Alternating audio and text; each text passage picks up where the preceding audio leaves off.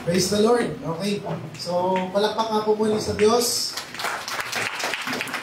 So, sa umagang ito, tayo po ay para makinig. Tayo po ay para matuto, mabago, at mapalakas ang salita ng Diyos. Amen? Amen. Kaya po lang. So, bago po ako magsimula, nagpapasalamat ako muna sa Diyos na hindi haya. It's all by the grace of God. Kaya po ako nakakatayo dito. Pangalawa po, it is the platform na binigay ng Lord sa ating pastor na binahagi lang po sa akin. So, I give all the glory to God at may bumatak na glory. At binibigay ko po yung karangalan sa aking pastor kasi hindi po ako makakatayo without him, without my pastora. Okay, palakpakan naman po natin ang buhay. At lagi po natin ipapaalala sa ating mga puso, they are a gift to us. Regalo sila. Amen. Okay, so pag nakikita po natin sila, talagang dapat napapangiti tayo. Ay, regalo yan. Diba? At yung laman nila higit pa sa ating inaasahan. It's the grace that we need para magpatuloy sa buhay katapatan sa Diyos. Amen? Kaya po, let's spend time with them. Kada may pagkakataon na nakikita natin sila. Kung mahihiyang lumapit, kung mahihiyang kamustahin, may pag-usap sa kanila. Amen? So, I give all the glory to the Lord. I honor my pastors, Pastor Sani, si Tatay Sani, si Pastora Marivic, ang ating nanay. So, without them, wala po tayo dito. Amen? Their sacrifice, wala pong nagsasama-samang pamilya. Sa umaga pong ito, ako po ay tunay na nagagalak na ibahagi ito. Sadyang, una po akong tinuruan dito, pagkat may mga bagay na tila ba nakakalimutan ng ating mga spirito, at may mga bagay na kailangan natin malaman sa buhay paglilingkod. So, bago po ako magsimula, lahat po ng magulang taas ang kamay. Ayan. Baba. Taas po kamay lahat ng magulang na gusto malinis ang bahay. Taas ang kamay. Okay, baba ang kamay. Diba, ang isang magulang, naglalagay siya ng mga alituntunin sa bahay. Kung saan ito, dito mo ilalagay yung walis, ganito yung taob ng pinggan. Diba? Nagsasabi din tayo, yung basura, ihanda mo ng Miyerkules kasi dadaan yung basurero.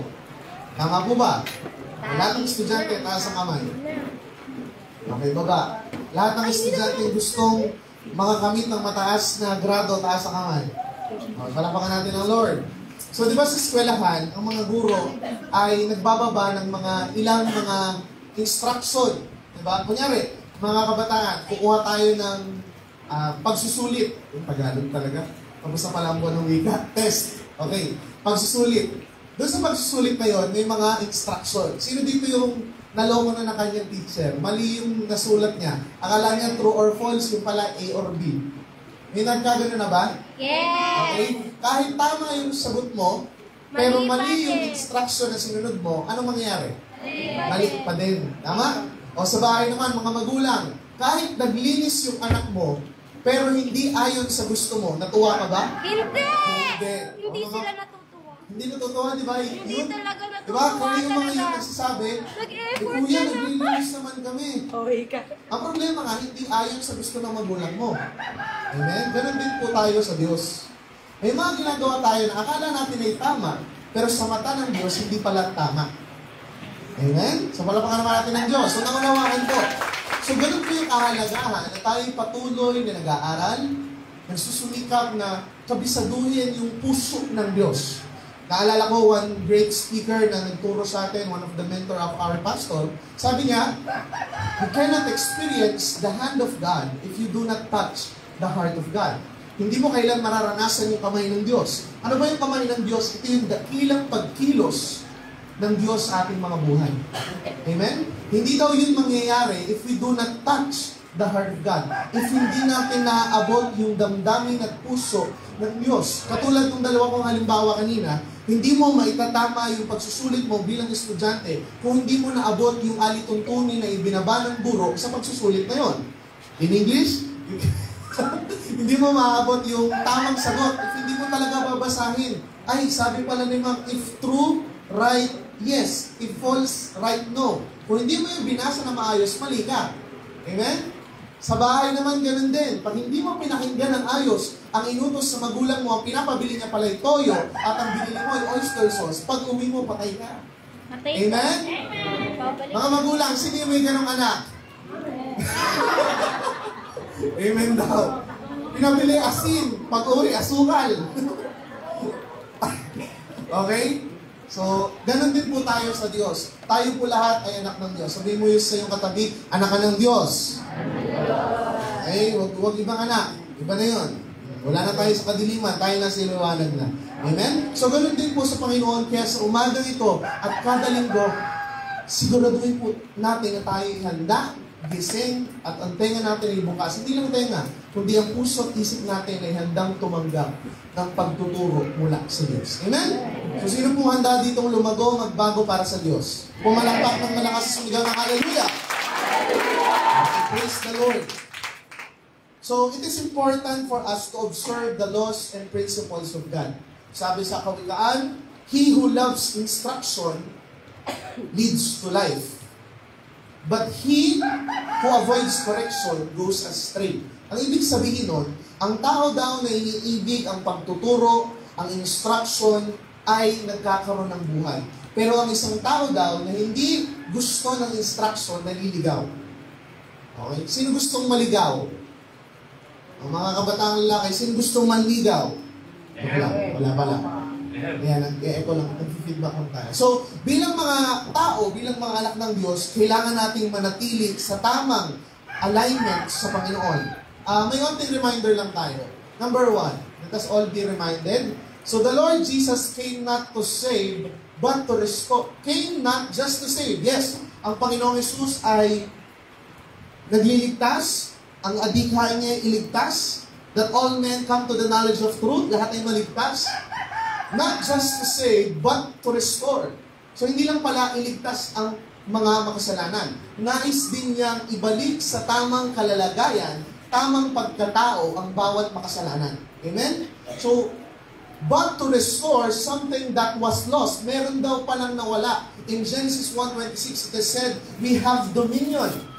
Ang kaya natin pinag-uusapan yung kingdom of God kasi itong pinag-uusapan natin is ang paghahari o ang ating kapangyarihan to have dominion sa ating mga buhay. Magkaroon ulit tayo ng control sa daloy ng ating buhay. Kasi tingnan natin ang buhay ng tao sa mundo. Maraming tao naapektuhan dahil sa kanyang paligid.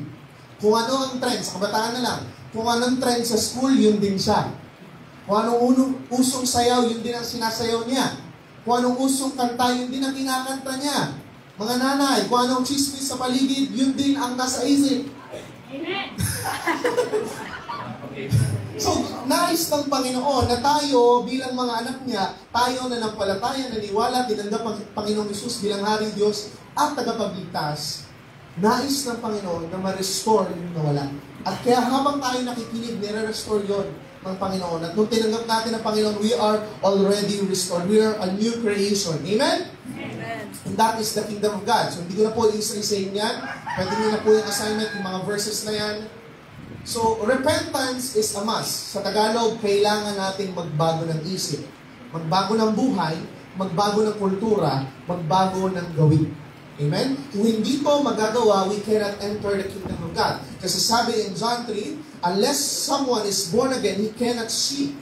The first step is to change. Amen? Kailangan natin may baguhin. This is not a miracle po sa ating buhay. Hindi itong milagro na pag naranasan mo ang Diyos, magbabago ka. Ito po'y pinipili kahit hindi mo gusto. Ito po'y pinipili kahit hindi mo dama na magbago. It is a decision na napakahalaga sa ating buhay. Hindi lang po ito, basta ka nanalangin ng Panginoong Hesus, tinatanggap kita, habang pinapanalangin mo yun sa isip mo, sinasabi mo, kailangan ko magbago. Kailangan kong iwanan yung dati kong buhay. Amen? So repentance is a must. Kailangan ito. The first preaching of Jesus Christ in the Bible, He said, repent.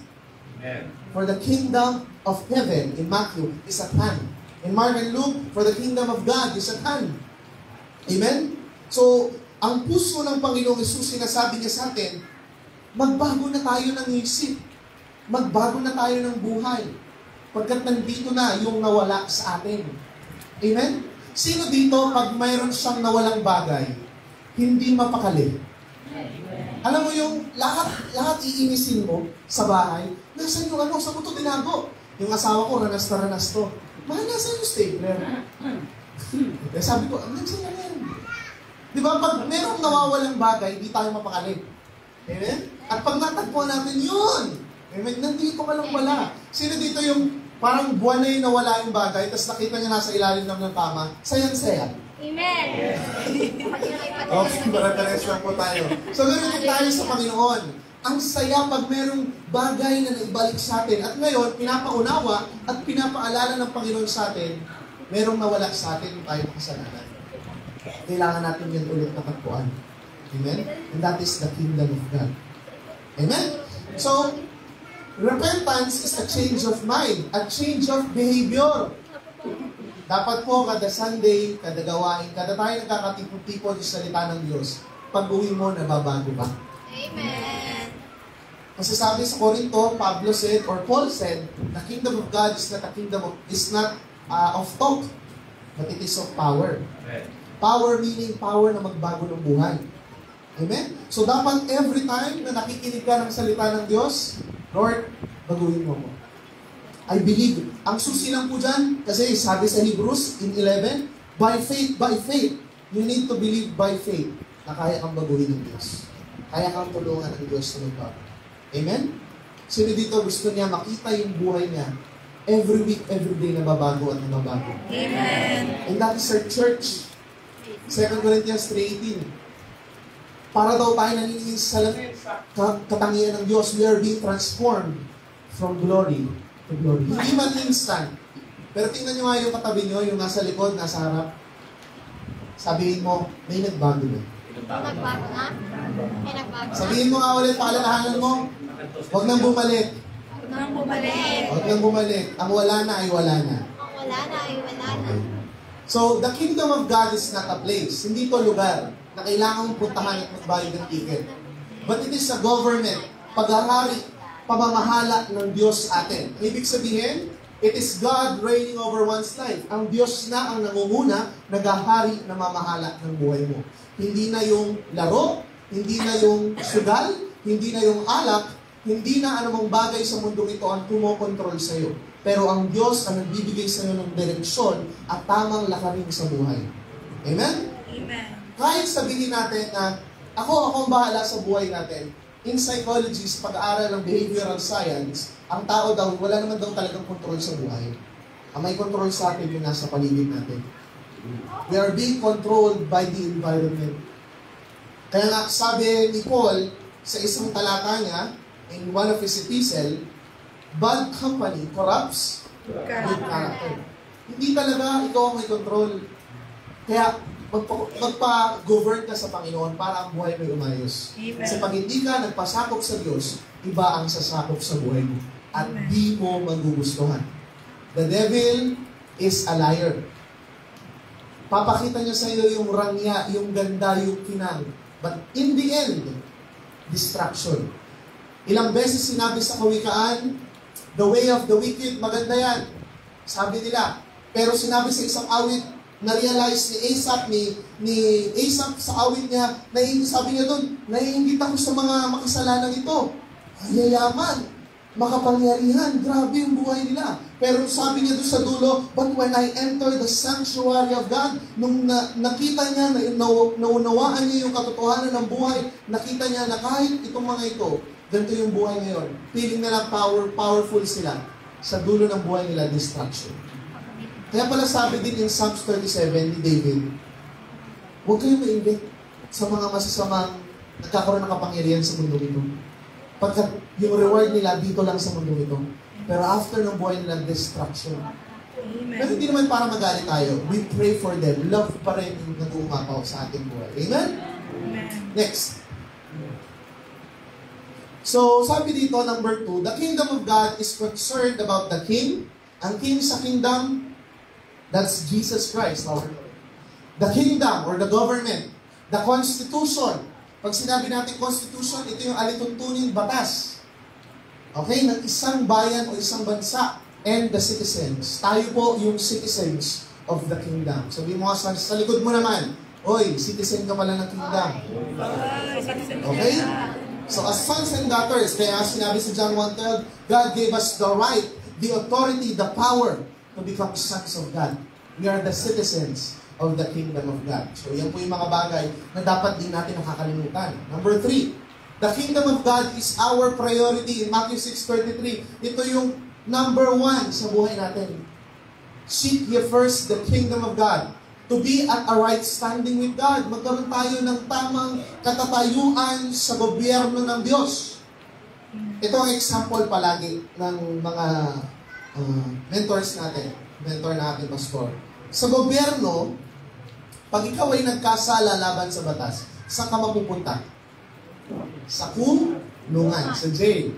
Makabisitahin ka every Thursday. Sa Diyos, ganun din. Kasi government nga. Sikapin daw natin, according to Jesus, sikapin daw natin magkaroon ng tamang katatayuan sa gobyerno ng Diyos.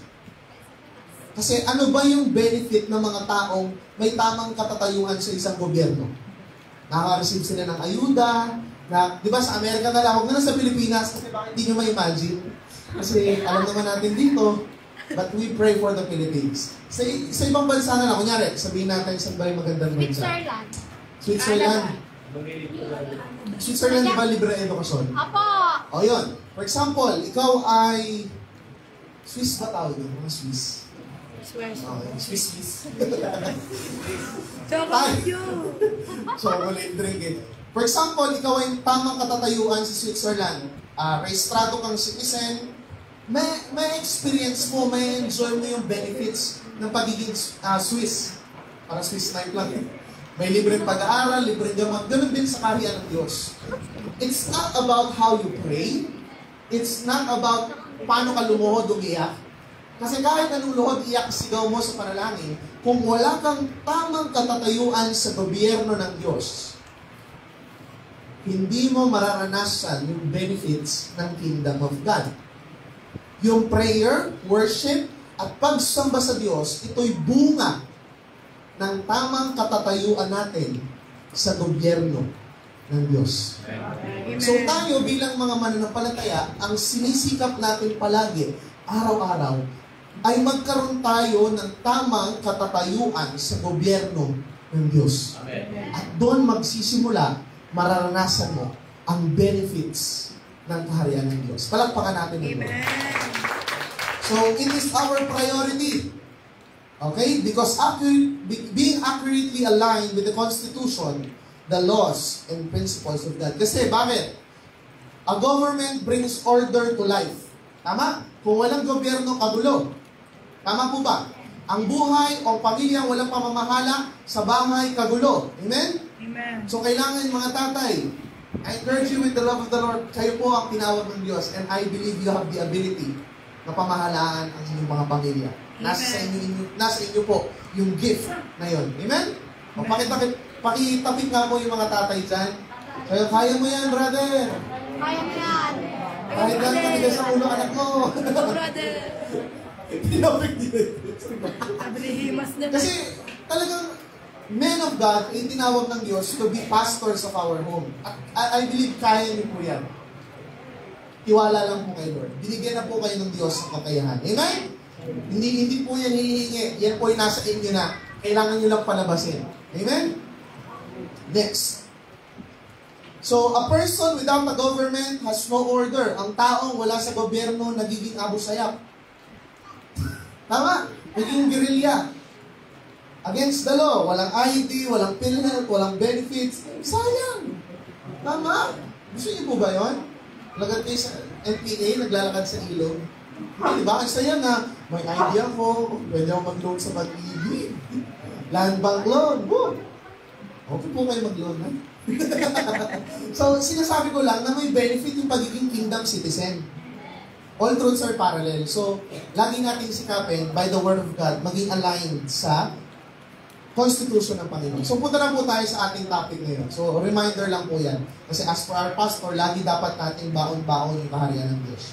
So, part of the kingdom of God is the law of kingdom giving. Ang topic po natin ngayon is arise and shine in the law of kingdom giving. So, ang batas or law means these are the rules, standards, or right practice of a certain act. Ito daw yung mga tamang paraan kung paano ginagawa ang isang bagay. At ito'y napakahalaga sa lahat ng field ng buhay. Kung ikaw ay isang mekaniko at di mo alam yung tamang pagkabit ng bearing sa gulong, ay maaksidente yung kliyente mo. Amen? Tama po ba? Kung ikaw ay isang kontraktor at di mo alam yung mga tamang size ng kolong ng biga, baka mapahamak yung pamilyang itira sa bahay na yun. At ganoon din po sa Panginoon, sa kaharian ng Diyos. Kailangan natin malaman yung tamang paraan na gawin ang isang bagay na inuutos ng Diyos. I remember one person in the Bible, nag-alala lang naman siya kasi babagsak yung Ark of the Covenant. Babagsak eh. So, ginanon niya. Ano nangyari? Namatay siya. Nag-alala lang naman siya. Maganda naman yung intensyon, pero hindi sa paraan na gusto ng Diyos. Patay pa rin. Okay? So, it's not how about, hindi to tungkol kung ano yung nararamdaman mo. It's not always about emotion. Pero, mamaya makikita natin mahalaga din yung nadadama mo. Pero, first and foremost, dapat, bago ka gumawa, tingnan mo, teka lang, ito ba'y ayon talaga sa kalooban ng Diyos? Sino po yung may tanong na gano'n sa kanyang buhay? Tama ba talaga itong ginagawa ko? Ito ba talaga yung nakakalugod sa Diyos? Amen? Ang mga yun dyan, magtapikan nga kayo. Oh, nakakalugod pa ba yung ginagawa mo? Nakakalugod pa ba yung ginagawa mo? Ang lakas ng sigaw mo. So, bilang kingdom citizens, kailangan kabisado natin ang batas. Sa batas ng sa Pilipinas, tanda ko doon na para ako ng HPG. Papunta ako sa Riyaya. Sabi sa akin, Sir, yung plaka niyo po sa likod ay hindi LTO talaga galing. Sabi ko, sir, di ko alam. Sabi sa akin ng HPG, hindi po pwedeng ganun, sir. Dapat alam niyo po yung batas. Paki-ahem nga po. So, kung sa gobyerno ng Pilipinas may gano'n, dapat alam mo yung batas, pero di sa Diyos. Amen. Minsan, ang mga tao, sinisisi ang Diyos. Bakit ganito? Bakit ganito? Teka lang, inaral mo ba talaga yung alituntunin ng Diyos? Ang misconception po kasi sa batas, generally, is, kaya mga bata, ang bawal na naman, sarap nga nun eh. Aba, yung bituka mo. Oy, may tinitingnan sa likod yung mga to. Di ba, yung bituka mo, mapatay ka na bukas, kakain ka naman. Soft drinks pa more. Di ba? Sarap kasi. Pero yung puso ng magulang, ang gusto niya, yung mapangapakaana. Pero yung may alam ako dito, yung pag hindi nakatingin yung tatay, kukuha yan ng soft drinks pag nasa isa. Sino kaya yan? Talagang ano yun, yung natatakasan yung tatay. Nagtatago sa likod ng mga tao. So, hindi dahil gusto ng magulang na parusahan ka, pero mas malalim yung kadahilanan kung bakit ka pinapagawalan. Kasi gusto niya magkaroon ka pa ng mahabang buhay. Hindi naman din ng Diyos. Ang batas po ay hindi para parusahan tayo. Pero ang batas po ay para protektahan tayo, ingatan tayo, at bigyan tayo ng magandang buhay. Amen! Amen? Gusto niyo po ba sa kulungan? Hanggang pa ang ating pastor, magre-renew ng MOA. O gusto niyo pong magpalista sa BGMP natin. Okay? So gusto natin na ang buhay natin ay nakatuwid sa batas. Amen? So, next po tayo. God has placed a law for giving. So, ang pagbibigay po ay binigyan ng Panginoon ng tamang paraan. And as kingdom citizens, dapat daw, we must practice accurate giving in accordance to God's law. So, dapat daw yung ating pagbibigay, whether it tithes, hagay, love gift, pledge, ito daw dapat ay may tamang paraan na ayon sa salita ng Diyos. Amen? Hindi po dahil ito yung alam mo, hindi dahil ito yung nakasanayan mo sa bahay, pero dapat ang ating pagbibigay ay ayon sa batas, alituntunin ng Panginoon. At mahalaga po itong matutunan, especially ng youth. Sa murang edad natin, matutunan natin kingdom giving. Amen? Amen. Tuloy na po tayo. So, giving is not an outpour of worship. So, hindi lang daw po ito bunga ng pagsamba. Pero ito daw ay isang utos ng Diyos na nanggaling mismo sa kanyang bibig. Giving is not just an outpour of worship, but it is a command straight out of the mouth of God. So ito daw po pala ay galing mismo sa bibig ng ating makapangyarihang Diyos. So, let's start. Magbuklat na po tayo ng ating mga verses. In Deuteronomy 16:17, sabay-sabay nga po nating basahin na may kasigasigan. 1, 2, 3, and go. Each of you must bring a gift in proportion to the way the Lord your God has blessed you. Sabi dito, must, kailangan. Kailangan mo daw magdala ng regalo, ng gift. Okay? At ang maganda dito, balance ang Diyos in proportion or katumbas kung paano ka pinagpapala ng Diyos. So, ibig sabihin, hindi sinasabi ng Lord, ay gusto ko 10,000 ibigay mo. Walang pakisibuhay mo. Hindi. Ang sinasabi ng Lord, ayon sa kung paano kita pinagpapala, anak. Hindi ko gusto yung malaking pera, hindi ko gusto kung ano man, sopa, hindi ko, gusto ko ayon sa kung paano kita pinagpapala. Hindi nagfo-force ang Lord na, bigay ka ngayon 1,000. Hindi. Ang Lord, sinasabi niya, magdala kayo ng regalo sa akin ayon kung paano ko kayo pinagpapala. Amen? So, nakita natin dito na ang Diyos mismo nagsabi through Moses na tayo daw dapat lahat ay magdala ng gift. Okay? Kompletuhin natin. Isama natin yung 16. Ito medyo mas mabigat. Mas masyakit. Sabay-sabay nga po. 16 to 17 in the Message translation. 1, 2, 3, sabay-sabay, go! No one is to show up in the presence of God empty-handed. Each man must bring as much as he can manage, giving generously in response to the blessings of God, your God. Grabe. So ito pala yung batas ng Diyos na walang haharap sa Kanya na walang dala. Pakisiko nga yung katabi. May dala ka ba? Okay, mamaya. Huwag po na kayo mag-advance conclusion. Tatapusin po natin ito na may kalinawan. So, sa puso ng Panginoon, bilang siya'y hari, Diyos ng mga Diyos, ayaw niyang aharap ang Israel sa Kanya nang walang dala. Di po ako nagsabi. Ang Diyos po ang nagsabi na. No one is to show up in the presence of God empty-handed. So, kada tatagpuin mo ang Diyos, whether in prayer, in worship, in the Word of God, devotion, gathering natin, make sure may dala ka. Amen? Kasi ang Diyos hindi natutuwa sa tuwing lalapit ka sa Kanya nang wala kang dala. Hindi pa po natin pinag-uusapan kung ano yung dala na yon. Mamaya unawain natin. Okay? Hindi lang po ito about money. Mamaya, bigyan natin ng liwanag. So, naintindihan po natin ngayon. Next. Yung next po natin. God doesn't force us to give what we can give. Hindi ka pipilitin ng Diyos na ibigay yung hindi mo kaya. Ang sabi nga doon kanina, what you can manage. Kung ano yung kaya mo talagang ibigay, yun ang ibigay mo. At sabi doon, ang pagbibigay daw ay response natin sa pagpapala ng Diyos. So, let's see. Sabi dito, giving is a command from God, natutunan natin kanina. Giving is an outpour of worship, and giving is a response to God. Next, tingnan natin yung isa pang point. Sabi dito, giving according to God is a must. Ang giving daw ay kailangan. Dinagdagan ko pa po, it is non-negotiable. Hindi pwede, kasi Lord, talagang medyo ano ngayon, Lord eh. Hindi po eh, wala pong sinabi ng Lord, if ganito ka ngayon, okay, pwede hindi. Okay lang. Wala po tayo nabasang ganun. Ay, hindi, okay lang anak. Hindi, sabi niya, walang lalapit sa akin, pupunta sa akin ng walang dala. Lahat dapat may dala. And God is very strict with that. Okay? So, giving is a response to the blessing of God. Ito daw po ay, hindi tayo nagbibigay to get blessing.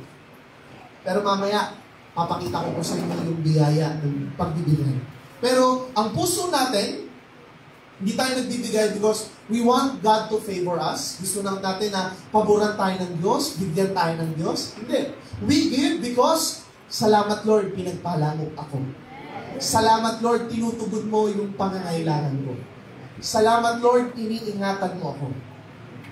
Salamat, Lord, marami ang napahamak sa lindol, sa bagyo, pero Lord, yung bahay ko nakatayo pa rin. Kahit tagpi-tagpi, Lord, nakatayo pa rin. Sino po yung gano'n pag pupunta ng Sunday? Amen. Yung pagkatayo niya in worship, Lord, salamat. Buhay pa ako, Lord, oh. Sa pagmumotor ko, kahit na ulan, Lord, buhay ako. Amen. And out of that, we give. Amen? Because giving is thanksgiving. It is the response ng pusong mapagpasalamat sa Diyos. So, ibig sabihin pala, totoo din yung awit. Give thanks when you enter the courts of the Lord. Kasi yung giving, it's a thanksgiving to God. So, kada tayo harap sa Diyos, make sure may dala ka. May dala kang pasasalamat pagsamba sa Diyos. Amen? Palakpakan po natin ang Lord. Nabasa natin din kanina, the exhibit or the display o yung pagpapakita ng pagbibigay sa Diyos, the exhibit of giving is not the same for everyone. Hindi daw tayo pare-parehas ng pagbibigay. Kasi iba-iba naman tayo ng buhay. Back in the Old Testament, hindi pinipilit ng Lord na lahat gulay yung dalhin. Kung ikaw ay butcher, hunter, dalhin mo yung nahunt mo. Yan man ay kusa, kalapate, dalhin mo. Kung ikaw ay magtatanim, dalhin mo yung gulay, yung prutas. Hindi pinipilit ng Diyos na isa lang yung ibigay. It is in proportion kung paano tayo binibiyayaan ng Lord. So the exhibit of giving is not the same for everyone. Huwag natin piliin, ay, si Sister Kay, ang binigay ay ganito. Ano yung binigay ko? Anong kwenta to? Hindi po. Yun, ganun siya nagbigay kasi ganun siya pinagpala. Ikaw magbigay ka ayon kung paano pinagpala. Amen? Sabi mo nga sa iyong katabi, huwag kang tumingin kasi sa iba. Tingnan mo yung ibibigay mo. Pakisabi, tingnan mo yung ibibigay mo. Okay? Huwag mong tingnan yung ibibigay ng iba. So, it's not the same for everyone. For giving is in proportion to how the Lord God has blessed us. Naintindihan po ba? Amen? May tanong. Violent reaction. Okay. Palakpakan po natin ng Diyos. Sino po ang tinuturuan ng Diyos ngayon? Sumigaw ng Hallelujah! Hallelujah! Okay, next. Basahin po natin in the New Testament. Baka sabihin nyo, brother, Old Testament lang naman yan. Therefore, if you are presenting your offering at the altar, sino po ang nagsasalita dito? It is our Lord Jesus Christ. Basahin ko po. Baka po pause na kayo eh. Therefore, if you are presenting your offering at the altar, and there remember that your brother has something against you, leave your offering there before the altar and go. First, be reconciled to your brother, and then come and present your offering.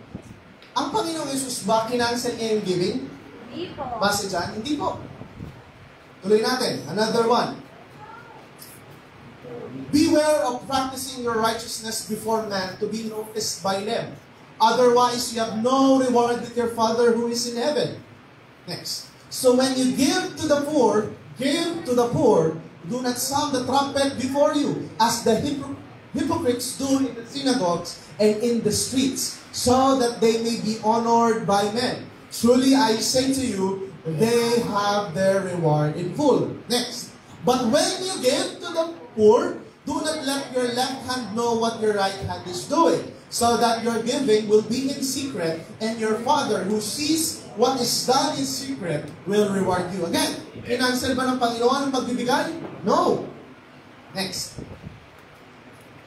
Woe to you! So, ang Panginoong Jesus ulit, ang kausap niya naman dito, mga Pharisees and Sadducees.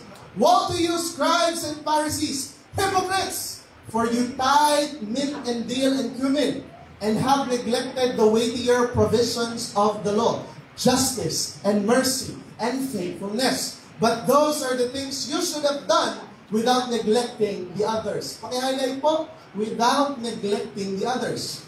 So, sa pagbabasa natin ng tatlong ito, at marami pa po, hindi po tinanggal ng Panginoong Yesus ang pagbibigay in the New Covenant.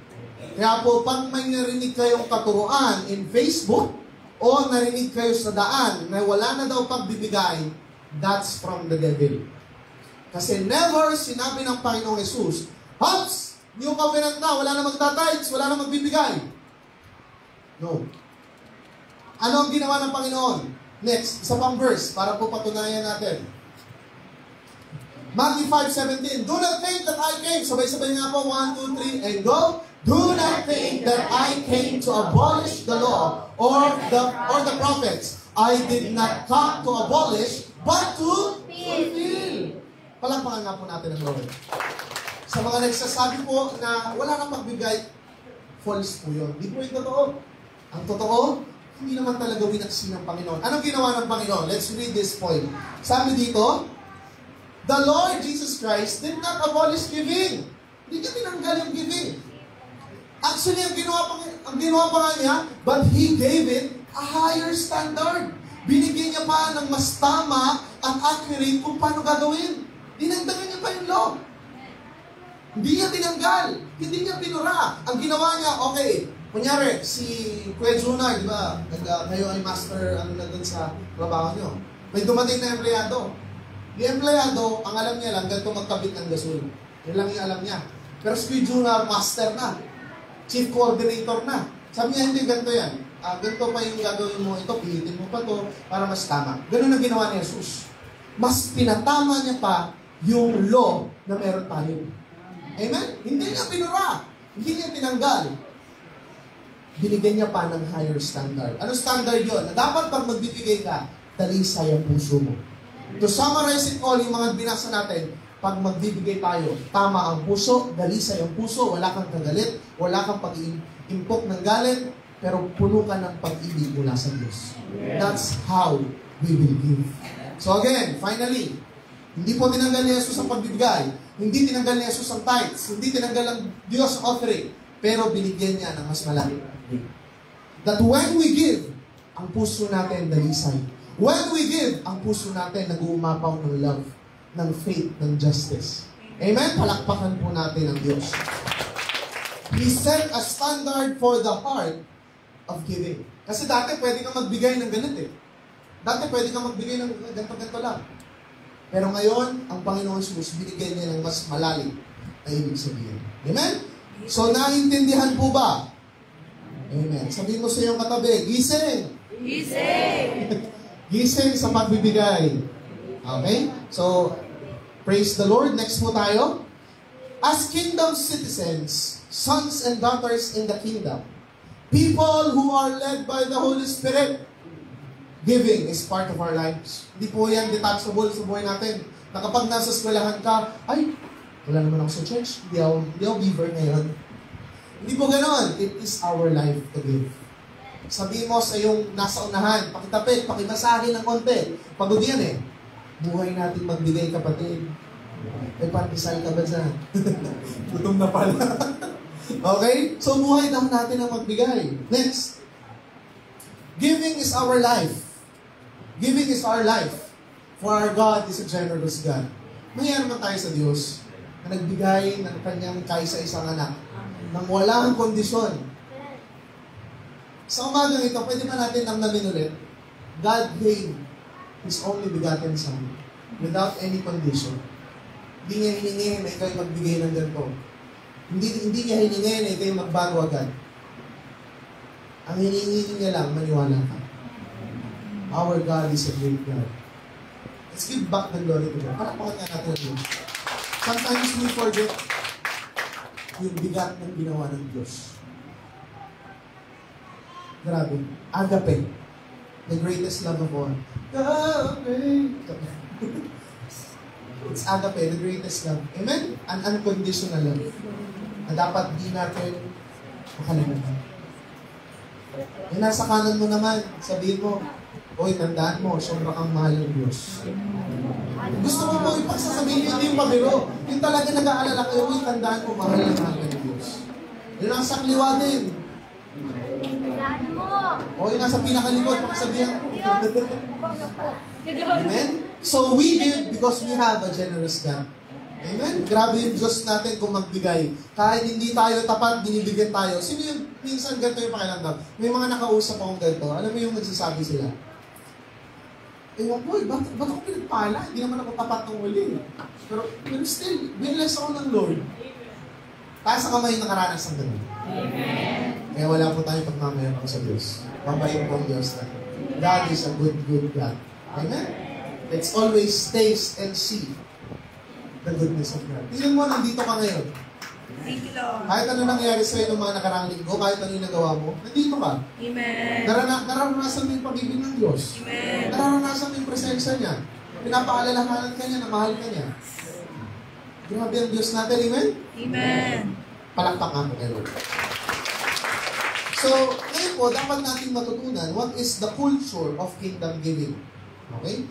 Ngayon po, lalalim na po tayo. So, ang may pandinig ay... Okay, so lalalim na po tayo ngayon. So, we need to understand the culture of giving in a kingdom. Kasi bakit? Nabuhay tayo under democratic government. Okay? Martial law, etc. Nabuhay tayo sa demokratikong bansa. Dapat matutunan natin paano ba magbigay according sa kaharian, sa monarkiya, or the kingdom. Kasi nasanay tayo democratic government. Ngayon, matutunan natin. Next, one of the principle of kingdom giving, you cannot go and visit a royalty without a gift. Hindi ka pwedeng bumisita sa isang hari, sa isang reyna, sa isang prinsipe, kung walang regalo. Patay ka. Dapat, when we go to royalty, ito po regalo. Bakit? You cannot face a king without a gift. Hindi ka pwedeng umarap sa hari na wala kang ibibigay. That's the principle of the kingdom of God. Next. Bakit daw? Kasi ito ay insulto. Insulto to sa hari pag wala kang dala. It is an insult to God, to a king. Naharap ka sa kanya na wala kang dala. Yun po ang katotohanan. Hindi po tayo nandito para magkaroon ng sugar-coated message. Pero yung katotohanan na mabigat ang magliligtas sa atin. Amen? Kasi sabi, ilang beses tinuro ng ating tatay, ng ating pastor, the truth will set us free. Bakit? Sa maling mga paraan, we are in bondage to the world. Pero sa oras na tinatanggap mo, binubuhay mo yung katotohanan, you are being set free from the corruption of the world. Amen? So, ang prinsipyo pala ng kaharian is dapat pag-aharap ka sa isang hari, may bigay. Bakit? Kasi insulto, Andre, sa isang hari na wala kang dala. Yun po ang katotohanan. It is non-negotiable, katulad nga kanina. Next. To a king, a gift tells you what you feel about them. The gift communicates your attitude toward the king. Yung regalo daw na ibibigay mo, ito daw ay imahe o kahulugan ng paggalang mo doon sa hari. So, ibig sabihin, nakabase doon sa ibinibigay mo kung gaano mo ginagalang yung hari na pinupuntahan mo.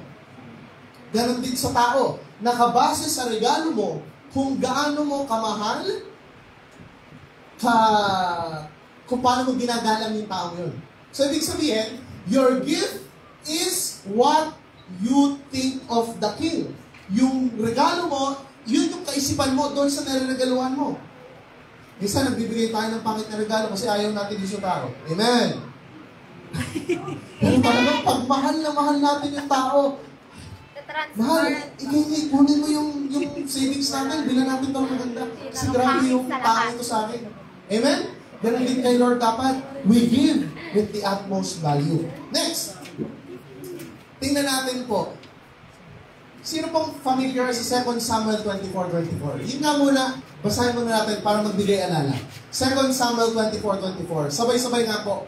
Yan. 1, 2, 3, and go! But the king replied, malakas po, no, I insist on buying it, for I will not present burnt offerings to the Lord my God that have cost me nothing. So David paid him 50 pieces of silver for the threshing floor and the oxen. Ito po yung isa sa mga highlight na alam natin na worship. Hindi natin kaya mag-alay sa Diyos na walang bigat. Pero alam niyo, meron tayo hindi napansin sa storyang ito. And that is Arauna. Kung merong nag-display ng kingdom giving, una si Arauna. Tingnan natin. Talong tayo dun sa pinakauna. So, that day, God came to David and said to him, so si God, the prophet, go up and build an altar to the Lord on the threshing floor of, kanina daw po, Arauna, the Jebusite. So, ang Panginoon ang inutusan si David through God Okay, tayo ng altar, magaling ka sa akin. So David went up to do what the Lord had commanded him. Sumunod si David. Next. Yan. When Araunah saw the king, pero po, attitude of kingdom giving, tingnan nyo mabuti. Walang kukurat. Sabi mo sa katabi mo, gising! Gising! Pakikurot! When Araunah saw the king, dyan pa nakita niya daw yung hari. And his men coming toward him, ano daw ginawa? He came, wait lang. Noong nakita niya yung hari, hindi yung hari ang lumapit. Ano sabi? Noong nakita niya na papunta si David at yung mga toward him, ang sabi, he came. Ganito po yung picture ng, batos doon ka. Huwag ka namang sapatos. Doon ka sa may sa palpit doon. Ano ba yan? Dubal, bao? Yan, parating ka. Eh, kailangan alalay, Apollo. Ay ba, kayo yung guardia. Bili. Go Apollo. Hindi, matigas. Kanyari, ako yung naglilinis, lalakad kayo. Naglilinis, nakita ko, gano'n na ginawa ko na. Kapagod ako magturo. Ayoko na, umuna kayo. Hindi niya hinintay lumapit yung hari. Takbo siya. King David, nandiyan ka pala. That's the right attitude of kingdom. Hindi mo hinintay, Lord, let me feel your presence. No! Lapit ka sa Diyos to feel His presence. Amen. Hindi mo hintayin na, lapit ka pa. Wala ka pa dito. Isa pa nga. Ayun na ba? Bili. Ako lang, bili.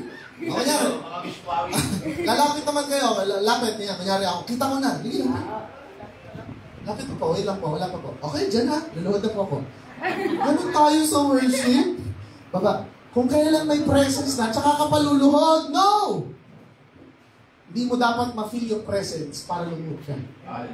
Takbo ka sa presence, sabay luhod. Amen. Maling attitude. Sabihin mo nga sa'yo katabi, mali pala ito. Mali pala. Patay tayo kay Lord. Ang tama pala, lapit muna bago luhod. Hindi eh. Ang ginagawa natin, sa praise and worship na lang Wala pa si Sister Michael doon sa mataas. Hindi pa ako luhod. Medyo mellow pa, kayo lang muna. Ayun na. Malakas na tunog, luhod ka. Pata! Ano ka? Grabe ka naman sa hari, papaytayin mo lumapit. No! Maganda yung ganito. Grabe naman, OA naman yung ganito. Kunyari, pagka, good morning, luhod ka. Hindi naman gano'n. Baka OA. Ano yung, good morning mo sa mga Lord! Hindi naman, huwag naman gano'n. OA ang tawag sa'yo. Grabe naman. Huwag niyo mong gagawin next Sunday, ha? Matawa ako. Sa gym ka, nag-lipis ka na. Yung magsasalita ka lang yung song leader, let's praise the hallelujah! Pwede naman, pag talagang feel na feel mo. Okay? So, nakorek po tayo. Amen. So, hopefully, next praise and worship, alam na po ang gagawin? Amen. You do not wait for the presence of God. You go to the presence of God. Pag nakita mo siya, alam mong nandyan siya, go to Him. Bow down to Him. Amen. Palakpakan po natin ang worship. Next. Alam na natin yung attitude, siya yung lumapit. He came and bowed down before the king. Hindi niya hinintay yung haring lumapit. Nung nakita niya, ay, nandyan ang Diyos. Ay, nandyan yung hari. I must come to Him. Sabi niya, why have you come, my Lord the King? Araunah. Bakit ka muna dito? Alam niyo kung bakit siya nagulat? Kasi nga, ayaw ng kingdom citizen na haharap sa hari ng walang dala. Kaya niya, bakit ka nandito? Teka lang, wala akong dala. Wala akong ibibigay sa'yo. Hindi ako handa. Nagulat siya. So, may hari. Wala. Nasa yung talong. Ay, magtota kayo. So, lagi kami may talong, inakuya rin. Praise the Lord. Kaya ang sarap talaga ng talong eh. Okay? So, sige, magpwede kayo dyan. Nataranta siya. Why have you come, my Lord the King? Araunah asked. David replied, sabi ng hari, I have come to buy your threshing floor and to build an altar to the Lord so that He will stop the plague. So, ang Diyos nabutos kay David, gamitin mo yung kay Araunah, yung kanyang lupa doon. Doon ka mag-alay. Nung nalaman ni Arauna na nandiyan yung hari, wala akong dala. Pero nung nalaman niya ano yung gusto ng hari, ay, ito pala yung kailangan ng hari. Ano sabi niya? Ito, grabe to. Take it! Grabe. Puro kasi si David tinitingnan natin dito, pero si Arauna, grabe. Nung nalaman niya, ito yung kailangan ng hari. Sabi niya, take it, my Lord! Kunin mo na! Take it, my Lord the King! Use it as you wish! Nung nalaman ni Lord, anak, kailangan ko yan. Nung nalaman ni Arauna, kailangan ko yan, Arauna. Kunin niyo na po. Sige po, hari. Tayo bilang mga lingkod, pag ang Diyos may hiningi sa atin, Hallelujah. ganito bang ating tugon? Pag sinabi ng Lord, sige anak, mag-life group ka na. Wait, Lord, bitin lang ako ha. Suka. Suka lang Lord ha. Pero ito si Arauna, sa kanya to ha. Mali pa natin kung ito na lang yung kinabubuhayan niya. O ito na lang talagang ari-arian niya. Pero nung sinabi ng hari ni King David, kailangan mo yung threshing floor. Grabe, take it! Kunin mo na Lord! Take it, my Lord the King! Use it as you wish! Gamitin mo Lord kung anong gusto mo, bahala ka! Magdumi ka dyan, magkatay ka dyan, bahala ka na Lord! Kaya praise the Lord sa mga tahanan na pinapagamit sa Diyos. This is your attitude. Sige Lord, kung bakit ko, it's not mine. Dumihan pa nila yan, basta para sa'yo. Amen. That's the attitude of a kingdom citizen to them. Lord, yung kotse, yung tricycle ko, sige Lord, maputi ka na, masira na yung bearing. Kailangan mo Lord? Sige, bahala ka Lord. That's the kingdom living. Na nalilimutan ng tao. That's how you face a king. Sabi ng hari, kailangan mo yan. Walang katubili, Arauna said, take it, my Lord the King. Use it as you wish. Masarap to, no? Pag-harap kay Lord, Lord. Wala na, Lord. Wala akong pagmamayari. Take it, Lord. Take it. Nung tayo humarap sa Panginoon, di lang makasalanan, ganun yung attitude natin, pero minsan nakakalimutan natin. Nung malapit ka na sa kamatayan, may sakit ka, nung wala ka ng pag-asa, when you face the Lord, sinabi mo, Lord, take it! Bahala ka na! Pero ngayon, nung nagkaroon ka ng alam, naging busy ka, sasabi mo pa rin ba, Lord, Lord, take it. Kaya pa ba? Wala tayong ginto, wala tayong pilak. Buhay yung meron tayo na dapat ialay sa hari. Palakpakan mo natin ang Lord.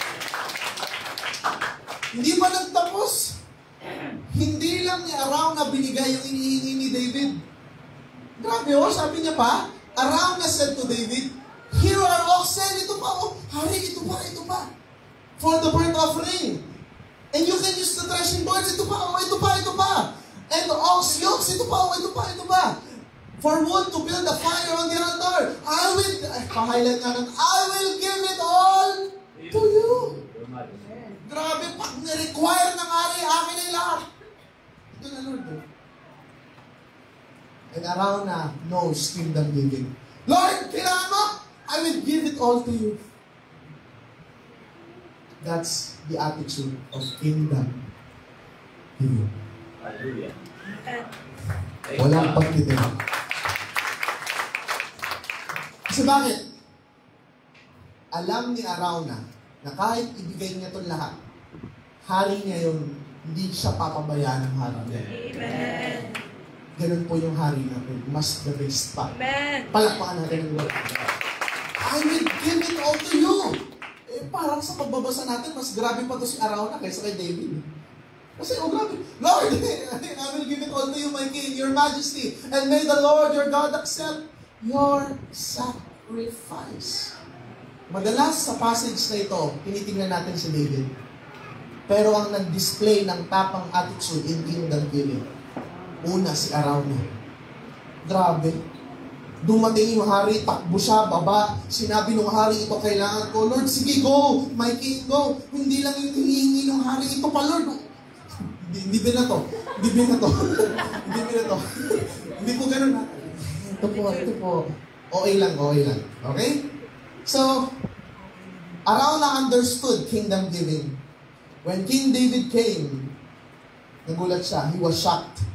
And immediately, he offered what King David asked for. For it is an insult to a king without a gift. Insulto po kasi pag walang regalo. At naiintindihan niyo ni Arauna na kailangan niyang magbigay, kundi insulto niya si David. Amen? Palakpakan po natin ang Diyos. When a king requires it, kung dinemand ng isang hari, you must give it. Kung require ng king, you must give it. At ito po, sa pag-aaral, punta po tayo sa 24-25. Sabi dito, 25. Wait lang po, nawala. 24, 25. Sabi, so David paid him 50 pieces of silver.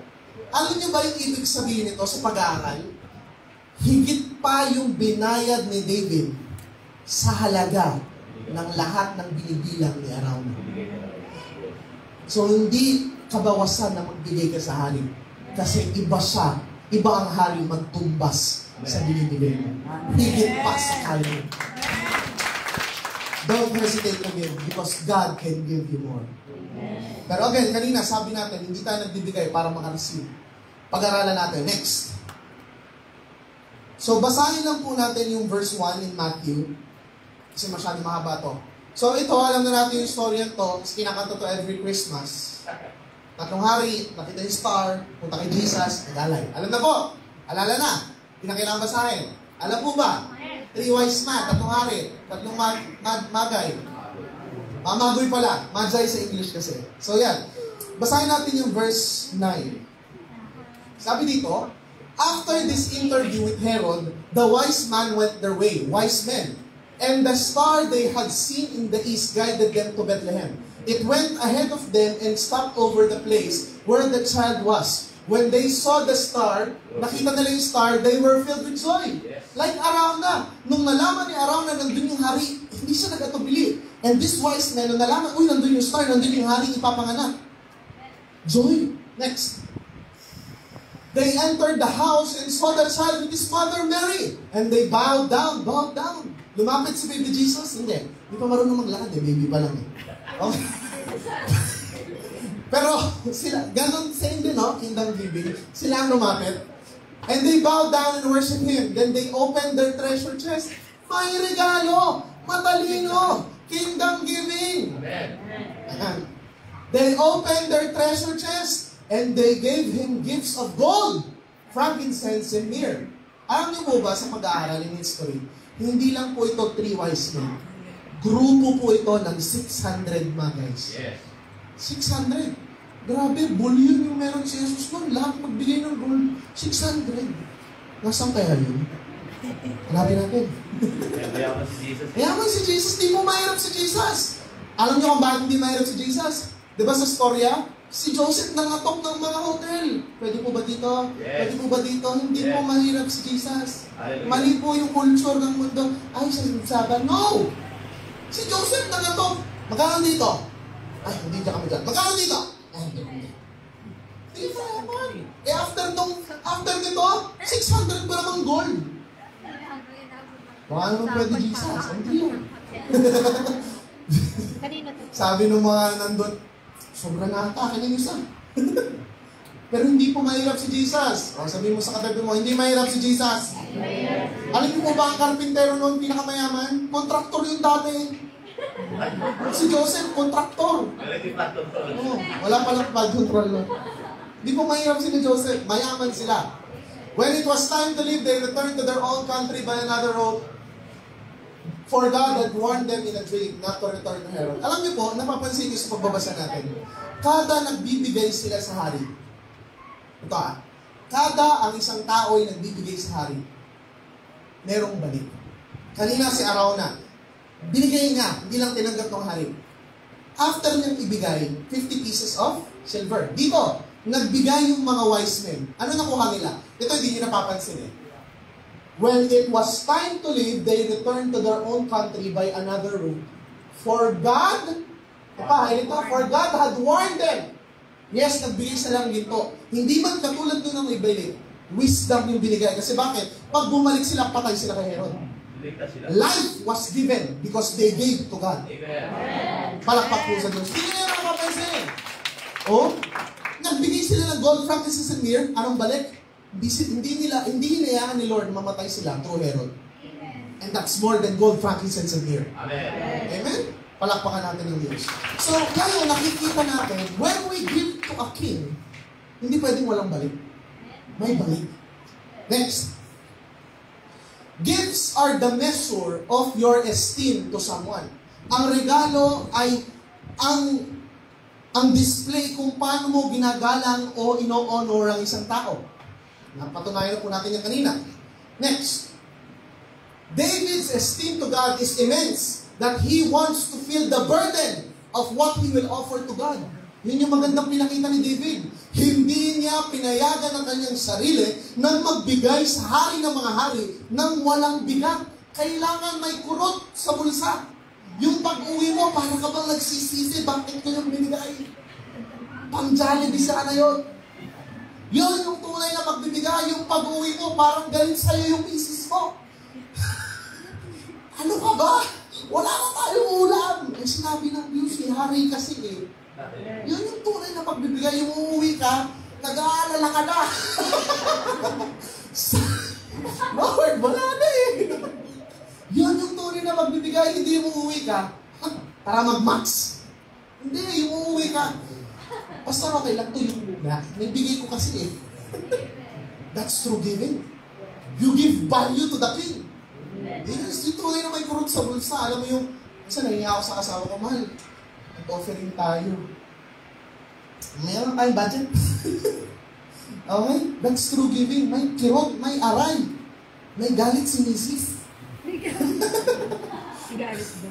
Ay, hindi. Mabait ka, misis. Kapag tayo nga, joke. Mabait yan. Hindi yan nagagalit sa akin. Praise the Lord. Next. These Magi's, or Magi's, wise kings, traveled miles to give high esteem to King Jesus through their gifts. Nakita na po natin yan. Next. As we are in the kingdom of God through our Lord Savior Jesus Christ, we are esteemed kings. Alam niyo ba? Kayo ay reyna at hari ng kaharian ng Diyos. Sabi mo nga sa iyo katabi, reyna ka pala, hari ka pala. Sabi mo, paano yung bow? Paano yung bow? Kasi nga yung mga babae, paano yung kaway ng reyna? Kaway po. Yung kamay na nung reyna sa kabila. Okay? So, wise kings give honor and esteem. Next. Lapit na po tayo magtapos. A king's power is defined. O ito, dito na po natin makikita yung ating kanina pang binabasa. So dito, a king's power. Yung next lang. Yung next. Gaasaran pa kasi. A king's power is defined by his wealth, treasure, or land. You will never see a king and poor in a sentence. Yes. Di mo makikita hari, tas mahirap. No! Di pwede yun. Wealth is a part of a king's glory. Our king is the most glorious of all kings. So, ang glory pala ng isang hari ay nasa lupa at yaman na meron siya. Okay? At alam nyo ba, there was this story, kingdom giving din. Tingnan natin. Ito, babasahin natin. 1 Kings 10, 1-3. When the Queen of Sheba heard about the fame of Solomon and his relationship to the Lord, she came to test Solomon with hard questions. Ito matalino yung Queen of Sheba. Alam niya na hari yung pupuntahan niya. Lahat ng may pandinigay, lahat ng may mata ay tumingin. Dagan natin, lahat ng may mata ay tumingin. Additional po yun. Kasi kay Pastor, hold your horses. Akin, lahat ng may mata ay tumingin. Branding pala. So, arriving at Jerusalem with a very great caravan. So, hindi pahiram po, hindi bobo yung Queen of Sheba. Alam niya, haharap siya sa hari, dapat may dala siya. Ano yung dala niya? Arriving at Jerusalem with a very great caravan, with camels carrying spices, large quantities of gold, and precious stones. She came to Solomon and talked with him about all that she had on her mind. So, hindi siya basta humarap sa isang hari. And imagine, reyna na to ng isang makapangyarihang bansa. So, hindi pala ang pagbibigay, hindi sa kunyari, follower lang ako magbibigay. Hindi sa, hari na ako, di na ako magbibigay. No. Reyna to ng mga pangyarihang bansa. Alam niyo yung kingdom giving. Mayaman siya at hari yung pupuntahan niya. Kailangan, sabi nga kanina, the king's glory is in its wealth. Yabangan itong dalawa yabangan yan. Si Queen of Sheba, nagdadala siya ng yabang. Ay, teka lang, Hawi Reyna, ito ang kaya kong ibigay. Kasi yung glory ng Reyna o Hari, nandun sa kaya niyang ibigay. Nandun. So yung glory ng isang hari, nandun sa pagbibigay niya. Hindi sa kung ang iniimpok niya, nasa pagbibigay niya. So si Sheba hindi papayag, Queen of Sheba.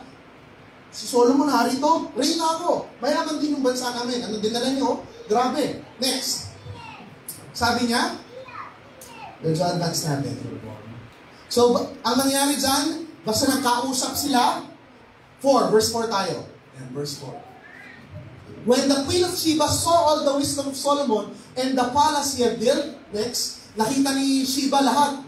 The food on his table, the seating of his officials, the attending servants in the robes, his cupbearers, and the burnt offerings he made at the temple of the Lord, she was overwhelmed. Nakita ni Queen of Sheba, hari talaga to. No doubt, hari to. At makapangyarihang hari to si Solomon. Nung na-realize niya na grabe yung kapangyarihan ni Solomon, yung glory, ano nangyari? She said to the king, the report I heard in my own country about your achievements and your wisdom is true. Next, ito na. But I did not believe these things until I came and saw with my own eyes. Indeed, not even half was told me. In wisdom and in wealth, you have far exceeded the report I've heard. So how happy? Pinapraise si Solomon. Next, sanay na tayo.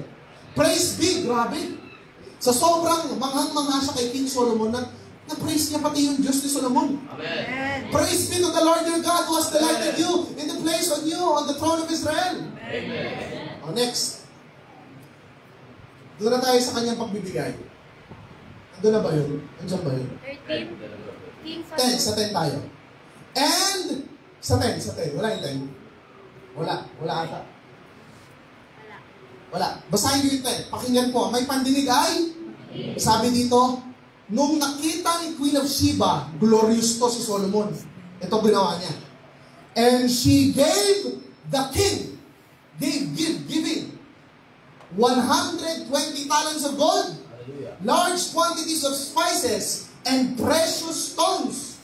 Never again were so many spices brought in as those the Queen of Sheba gave to Solomon. Ibig sabihin ng passage, yan. Sabi doon, never again were so many spices. Grabe yung bigay ni Queen of Sheba kay Solomon. And that is kingdom giving.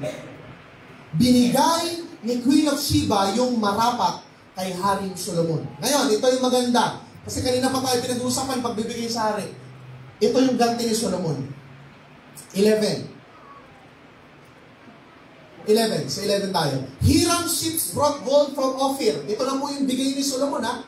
And from there, they brought great cargoes of almug wood and precious stones. The king used the almug wood to make supports for the temple of the Lord and for the royal palace, and to make harps and lyres for the musicians. So much almug wood has never been imported.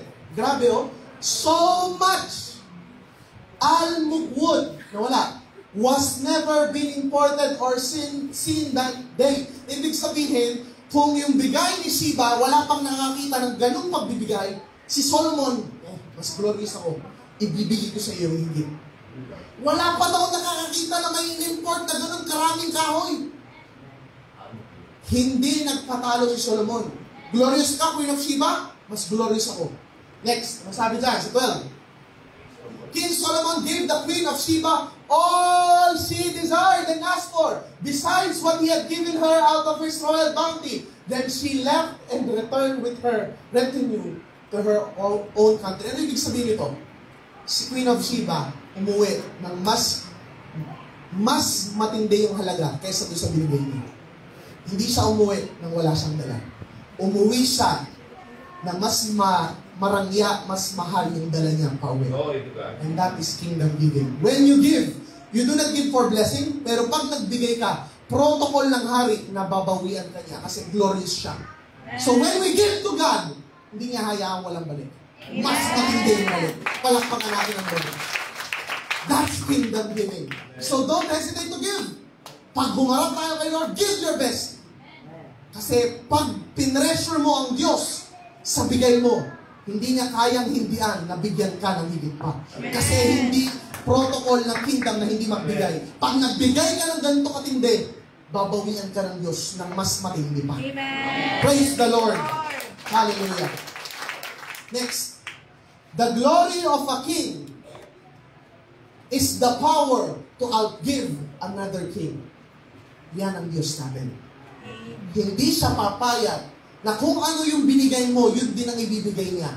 Kailangan mas malaki, kailangan mas mahal, kailangan mas marangya. Kasi pangit sa isang hari na ibibigay lang din kung ano yung binigay.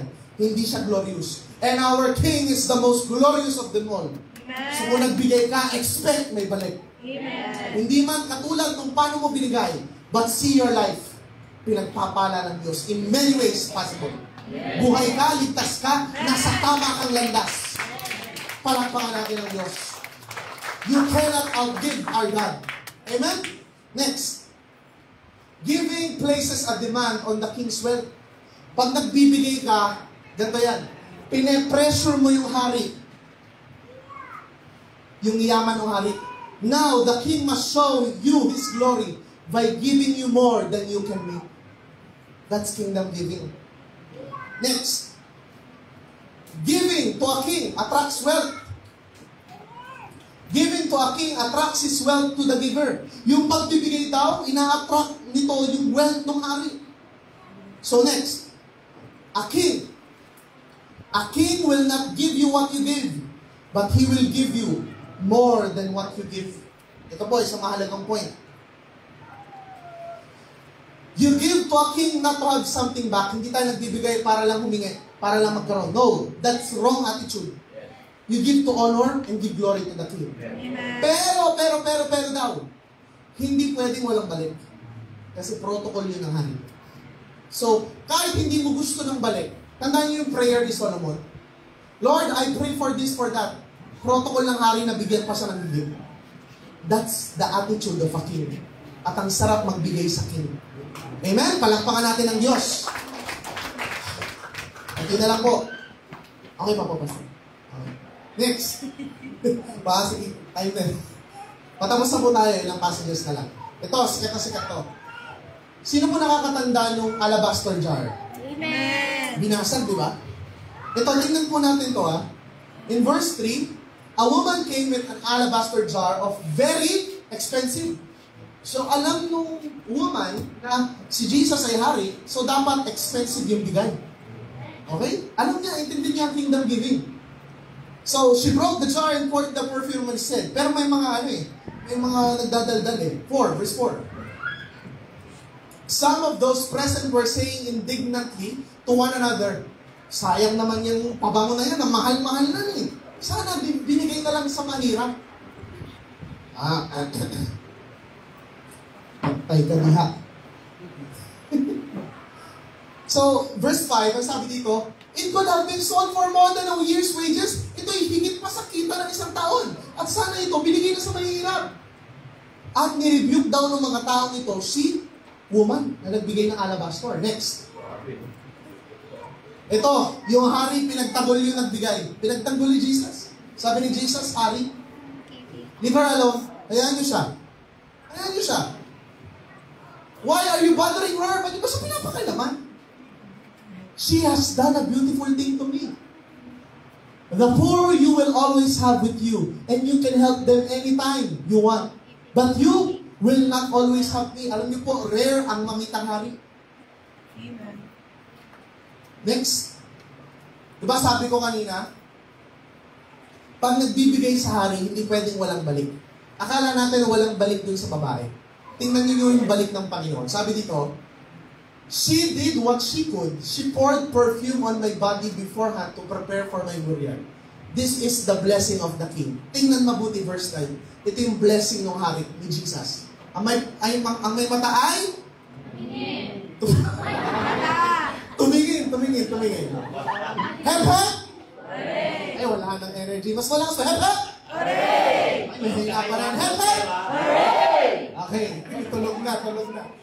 Ito, the blessing of the king. Sabi niya, truly I tell you. Hallelujah. Tingnan niyo yung blessing ni Jesus dun sa babae. Tingnan mabuti. Truly I tell you, wherever the gospel is preached throughout the world, the world, what she has done will also be told in memory of her. Legacy, yung balik ni Jesus.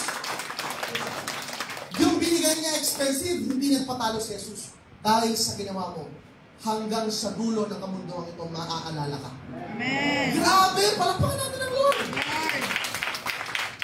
Sabihin yung walang balik ang hari, may balik at matindi yung balik. Amen. Grabe oh!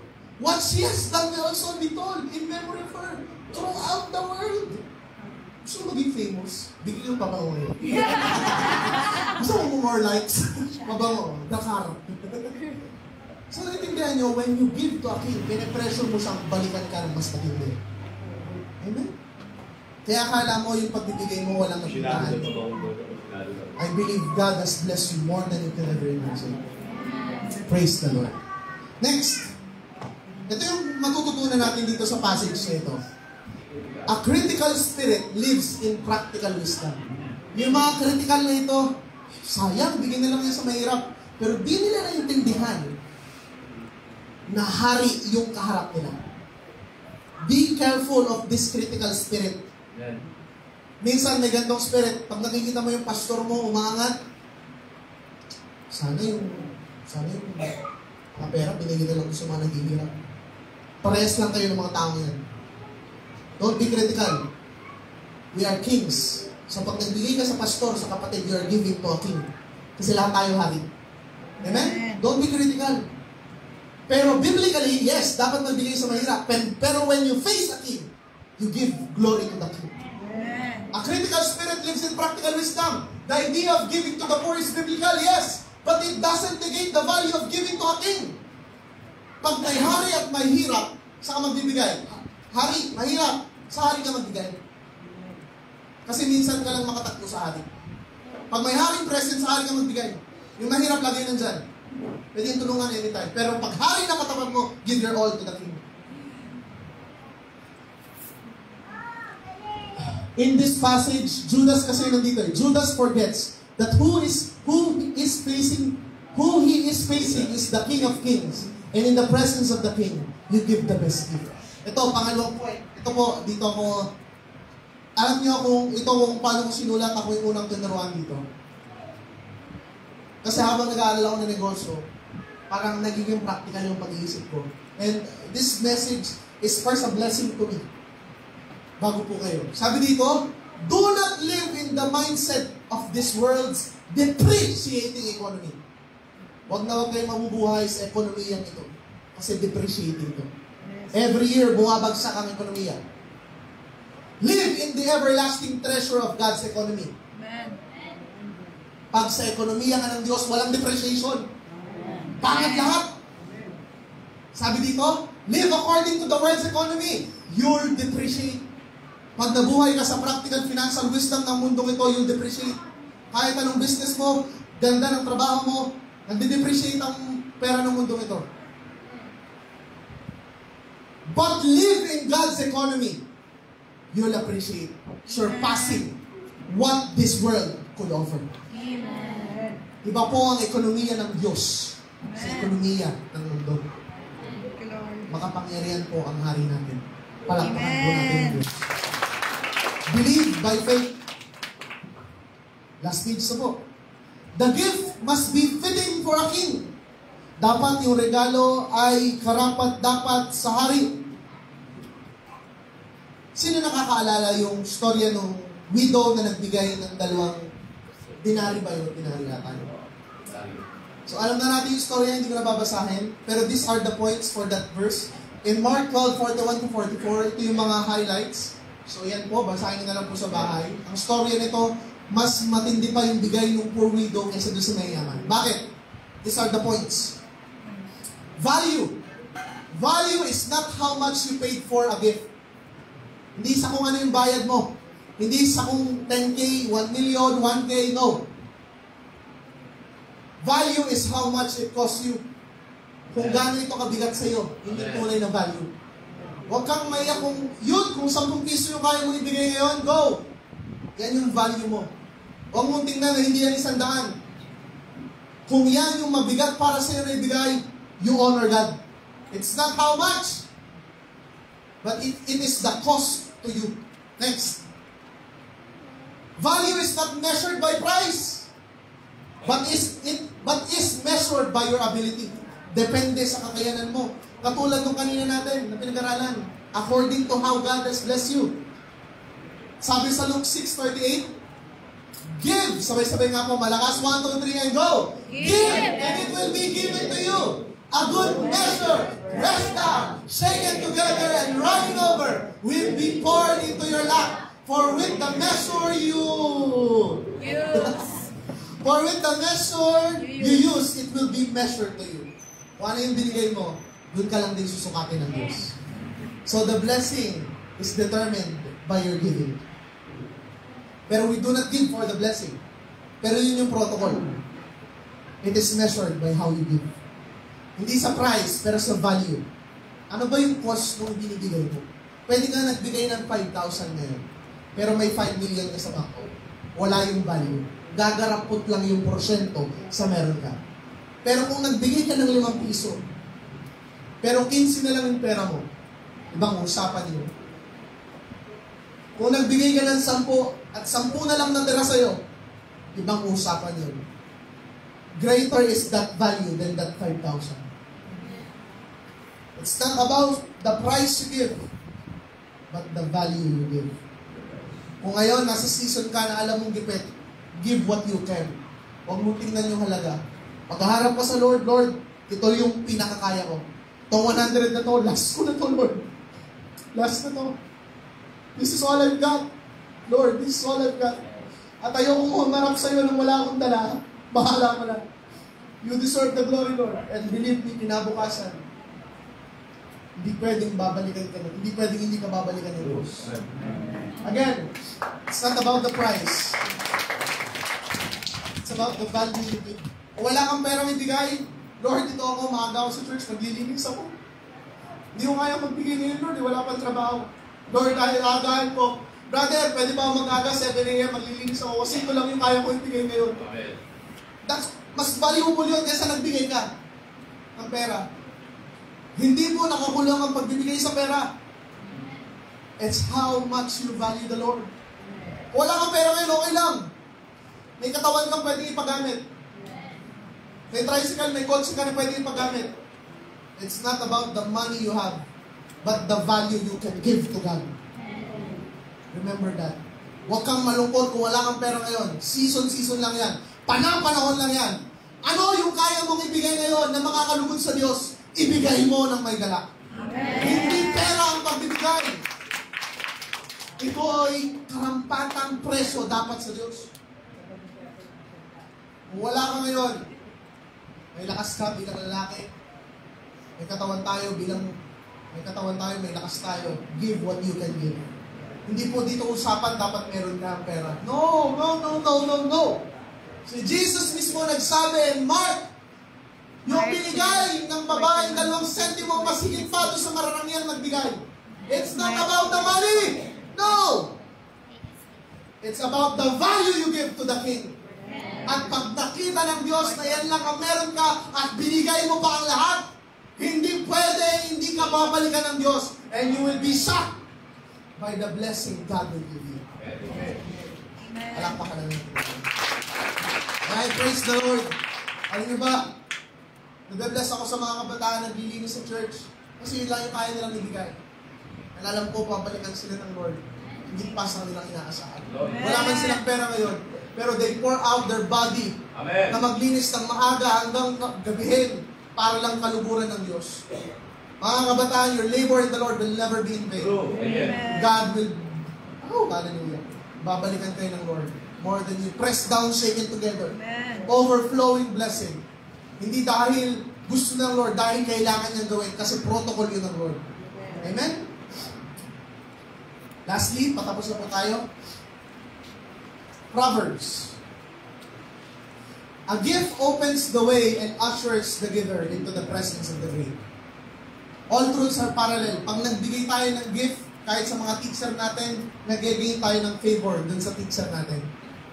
Ako, pag binibigyan ako ng mga estudyante ko, nagkakaroon ako ng, hindi ko man gusto, pero nagkakaroon ako ng ibang pagtingin doon sa bata. Nagkakaroon ng favor. Binibigyan ko siya ng benefit.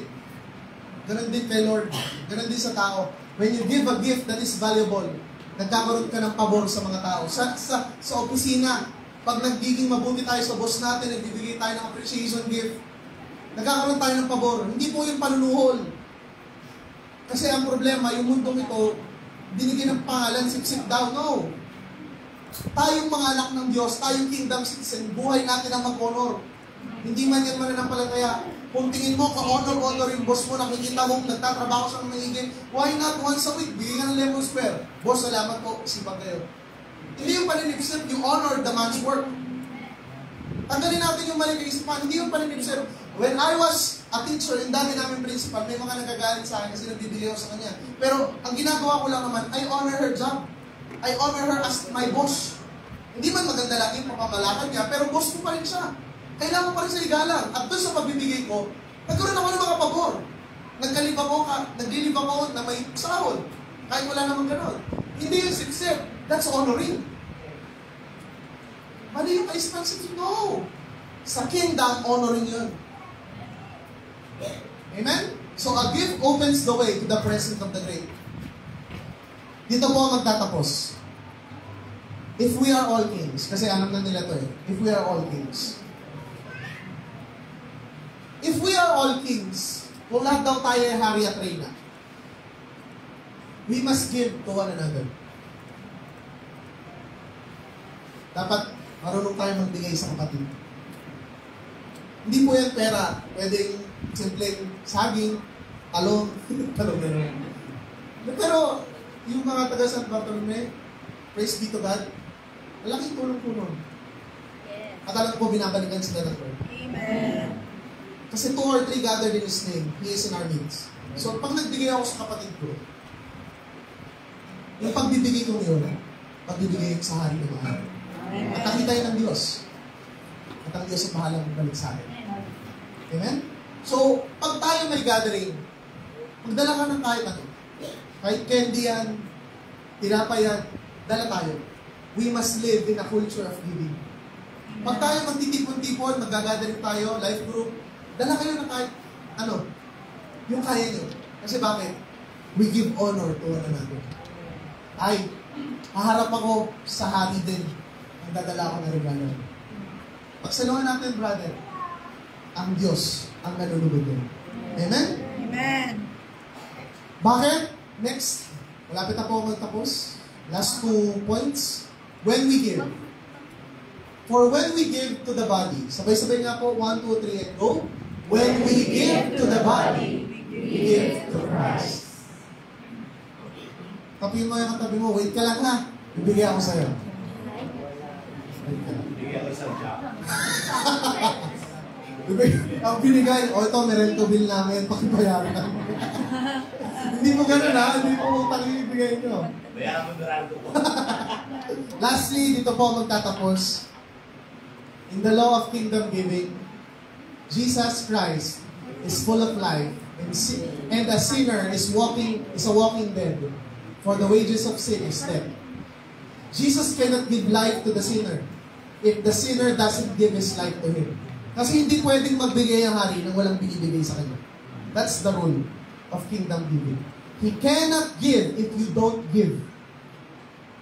Hindi dahil sa ayaw niya, pero dahil yun ang protocol. Sorry po, yun po ang protocol. You must give something to the king before he can give. At kung tayo'y tumanggap sa Diyos, may binigay tayo. We gave our life to God. At ang balik, liwanag, buhay na walang hanggan. Greater yung bigay lagi ng hari.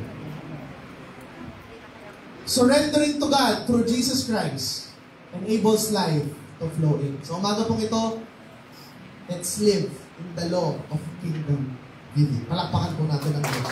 And welcome po natin ang ating pong minamahal at ginagalang na pastor. So palakpakan po natin ang Diyos. Pastor tayo.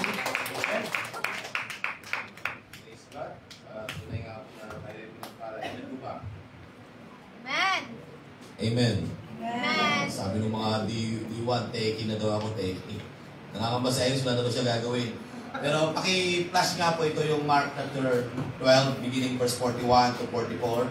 I do believe yung magtuturo mamaya sa tithes, mag-pray na lang siya. Amen. Tingnan natin. Okay. Gusto ko kayo magbasa kasi dinaanan na ito ni Brother JB, pero basahin niyo po. At meron napakalaga po nitong principle. Amen po ba? Read. Kayo magbasa. Umupo si Jesus sa tapat ng kaban ng yaman. Nakita niya kung paano nanghuhulog ng salapi sa kaban ng yaman ang napakaraming tao. Maraming mayayaman ang naghulog ng maraming salapi sa kaban ng yaman. Lumapit ang isang tukhang babaeng balo at naghulog ng 2 sentimos na maliliit lang ang halaga. Tinanong ni Jesus ang kanyang mga alagad at sinabi sa kanila, ang totohanan ang sinasabi ko sa inyo. Ang tukhang babaeng balong ito ang naghulog ng higit na malaking halaga kaysa sa kanilang lahat na naghulog ng salapi sa kaban ng yaman. Ito ay sapagkat silang lahat ay naghulog ng mga lapis nila. Ngunit siya sa kabila ng kanyang karupaan ay inihulog ang lahat ng kanyang kabuhayan. Amen. Ang sabi sa isang salin, sa isang kahirapan. Okay, basahin ko sa inyo po sa ASND version. Amen po ba? ASND ba yan? Opo. ASN. Ibang parilong version yan. Pero tingnan natin. 43. Tinawag ni Jesus ang mga alagad niya at sinabi ko sa inyo ang totoo. Mas malaki ang binigay ng biyudang iyon kaysa sa lahat ng nagbigay. Amen po ba? This passage is talking, makinig, kung paano ang biyuda ay lumalakad sa laws and principle ng kingdom. It show, makinig, sabi ko, it show kung paano yung babae ito ay accurate sa king. Amen po ba? At nakita ko rito po, nakuha yung reaction ko magtuturo si Brother JB, yung verse 44. Tingnan po sa verse 44. Kasi nakadagay dyan karukaan. Pero basahin ko po dito sa version ng ASND. ASD lang to. Kung merong N. ASD lang to. Ang sabi rito ay, sapagkat silang lahat ay nagbibigay lamang ng bahagi ng kanilang kayamanan. Ibig sabihin, bahagi lamang. Tama po ba? Ngunit ang biyuda ay nagbibigay sa kabila ng kanyang kahirapan. Listen, makinig. In giving, you will be tested in the kingdom giving if there's a conflict. Sa panahon hirap na hirap ka, makinig, doon mo makikita kung gaano ka ka-accurate. Because yung babaeng ito, sa kabila ng kanyang karukaan, sa isang malalim ng pagkatagalog nito sa kanyang kahirapan, makinig, ibinigay niya ang lahat ng kanyang itinabubuhay. Amen po ba? That's the accurate giving. Amen po ba? Kaya, ang tanong, di pa kayo nagtanong, balikan mo verse 41. Meron ba nagsabi kay Jesus? Meron ba nagsabi kay Jesus? Yung estado ng buhay ng tao yun? Wala. Pero to the point na Diyos siya, alam niyan, pinamastan niya ang mga tao kung sino nagbibigay. Kanina, ang ganda ng mga points ni Brother JB. Amen po ba? Ng Holy Spirit sa atin. Pero here, kahit walang magsabi kay Jesus, alam ni Jesus. Amen. Kung anong kalagayan ng bawat buhay ng tao. At ipinakita dito sa verse 44, sa kabila ng kanyang kahirapan, tandaan nyo lagi ito, saan mas the best magbigay? Magigay hirap na hirap. Amen. And true enough, God is faithful. Kapon, nakita nyo naman kami ng mag-asawa. Amen po ba? And God is faithful. Binalik ng Lord kaagad yung pinambayad namin sa ospital. Ang sabi ko, pastor, bilhin nyo po ng gamot. Amen? Why? Because you know how to give. Kahit ito, nandiyan si Michael, kasi discipleship or mentor is leading by example. Pagkatapos ng linggo, si Michael, inasign ko na siya mag-direct na magbigay sa mentor ko. Amen po ba? Actually, pinagpaalam ko na rin siya na siya na mag-direct magbigay. Ang ibig ko sabihin, kahit anong malaki man o maliit ang pumasok sa amin, I've been faithful pa ako sa pagbibigay. Amen. Amen? Ano yung kung bakit? Because sikreto po yan. Amen. At hindi pa ako tapos. Di ba, binalik na. And then, makinig. Kanina lang. Amen? May nag-chat sa akin. Ito, talagang supporters talaga ito in the kingdom. Mula pa noon hanggang ngayon. Hindi ko na babanggitin ang kanyang pangalan. Pero kinumusta niya si Pastor. Sabi ko, ito po nangyari sa kanya. Pastor! Talaga, ito, pagdagdag yung pambiling gamot. Amen. Ano po ibig ko sabihin? Sa kabila ng iyong kahirapan. Amen. Sa kabila ng parang magsabay-sabay ng duty, huwag mong gagalawin yung kay Lord. Amen. Kasi yung babaeng ito, tingnan niyo po, ngunit ang byuda ay nagbigay sa kabila ng kanyang kahirapan, ibinigay niya ang kanyang lahat ng kanyang kinabubuhay. Dito magkakaroon ng test. Sa panahon ng conflict, sa panahon ng hirap na hirap ka, dito makikita. At ang Lord, sabi ng Lord, tinawag niyo mga disciple, alin kayo. Patas mo nga ulit na. Tingnan niyo, bago niya ito sabihin, tinanong niya Jesus ang kanyang mga alagad na naroon din. At sinabi sa kanila, katotohanan sinasabi ko sa inyo, ibig sabihin sa leksip ng Lord, katotohanan sinasabi ko sa inyo, ang dukhang babaeng balong ito ang naghulog ng higit ng malaking halaga kaysa sa kanilang lahat na naghulog ng salapi sa kaban ng yaman. Amen. Makinig. Ngayong araw na ito, kaya sabi ko ngayon magpe-pray na mamaya, ang Lord pala, every gathering, ang Lord ay nakamasid. Every worship, ang Lord ay nakatingin. Amen. Nakatingin po siya.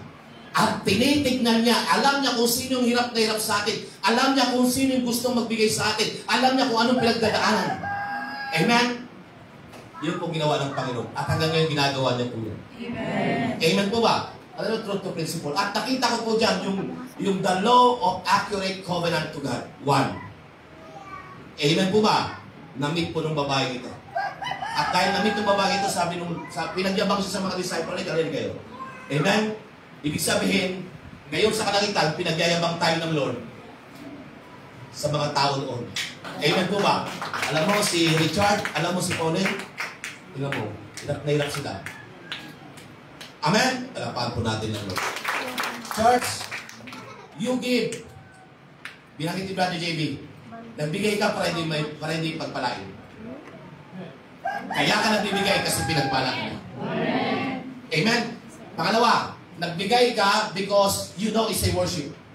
Giving is a worship. Amen po ba? Nagbigay ka because honoring. Ito pinakamaganda. Tingin. Giving is holy. Every time you give to the king, nagiging banal. Because lahat ng ino-offer sa king ay pinagiging banal niya. Amen po ba? Kaya sabi ni King David, I will not offer to my God that cost me nothing. Amen. So, church, inahamon ko kayo. It's not for my... Ito ka lang ito sasabi ng paman. Alam ito na brother Ata, ng mga kalalano. You don't give. Makinig. Para kay pastor. No. Ito yung truth. You don't give para kay God. Ito yung truth. Truth to ponder. Sa lahat ng itanda nyo, you give is for you. Yes. Lahat ng pagbibigay mo ay para sa iyo. Yes. Para sa iyo, sa pamilya mo, sa kinabukasan mo, para sa iyo. Ito yung katotohanan yan. Amen. Kasi ang Lord, hindi kanya hamunin sa pagbibigay na hindi niya kayang ibalik at higit pa. Amen po ba? Amen. Amen? Ayun na, mga kabataan ngayon, wala tama kayo work. Pero I salute. Ang sipag nyo maglinis, ang sipag nyo gumawa sa ubasan, our labor in the Lord will not be in vain. I hope, klaro po ito. Amen po ba? Amen. Meron po bang conflict yan? Meron. Alam mo kung bakit? Hirap na hirap siya. Di ba, Brother Junard? Hirap na siya eh. Tapos yun na lang natitira. Kung baka, pambibili mo na lang ng bigas. O kaya ng tuyo, ibinigay mo pa. Pero ibinigay nung balong ito. Amen po ba? Yun ang sasabi ni Brother JB kanina pa. May bigat. Okay. Lastly, makikita mo yung antas mo sa larangan ng kalaguan sa salita ng Diyos at sa accurate connection to God kapag may conflict. Hindi ang conflict sa pastor. Hindi conflict, kundi conflict sa panahon na may pinagdadaanan ka. Amen? So, I encourage you with the love of the Lord. Give to God. Amen. Amen po nga. Hayaan niyo ang Lord kung saan niya dalhin. Kasi scripture naman yun. Pero ang sabi ng Lord, give. bigay mo sa akin. Amen po ba? And glory be to God. Amen. Thank you.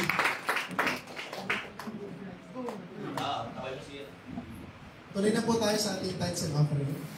So, pinatawagan po yung tithes and offering natin. Direct na po tayo. Prepare po tayo ng ating mga envelope. Pwede na po tayo punta sa likod. Pinatawagan po yung worship na dito sa una.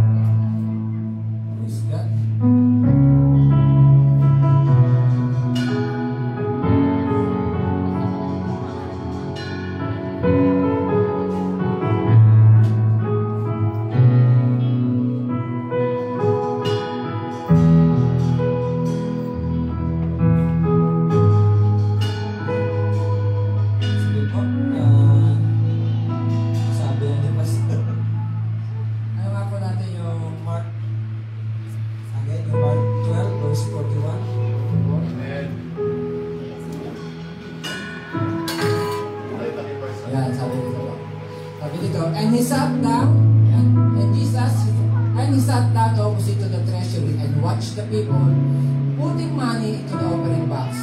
Many rich people put in large sums, and poor widow came and put in 2 small copper coins, which make a penny. 43. And he called his disciples to him and said to them, "Truly I say to you, this poor widow has put more than all those who are contributing to the offering box 44, for they all contribute out of their abundance, but she, out of her poverty, has put everything she had, all she had to live on." Opo. Napakaganda po niya na po. Siguro nasabi na po ni Pastor kanina na sabi nga po, kita po ni Lord yung sa pagbibigay po, huwag po tayo mahihiya kung kakaunti yung halaga natin ibibigay. Kasi alam po ni Lord kung anong bawat pinagdadaan ng isa sa atin. Kita ni Lord kung pinagpapala niya ikaw at kita ni Lord kung may pinagdadaanan ka. Points lang na ibibigay ko po dito is God will test you for you to be blessed. Kaya po, kung ang puso mo ay talaga magbigay, He will test you. Sa gitna ng kahirapan, bibigyan ka pa rin ni Lord ng pagsubok para kung magbibigay ka pa rin ba sa Kanya, kung susunod ka pa rin ba, kung may honor mo pa rin siya. Sa gitna ng kahirapan na pinagdadaanan mo, sa gitna ng walang-wala ka na, may honor mo pa rin ba ang Lord. At pangalawang test, God will test you in your abundance. Hindi po, sabi nga po nito, yung mayayaman, nagbigay.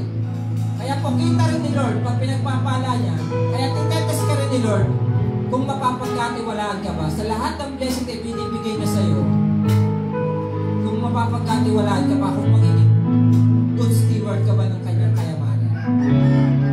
Kasi sabi nga, wala naman tayong pag-aari dito. Ito bilang ay sa ating Diyos. Ano po? Kaya nga po, kapatid, ang pagbibigay is honoring.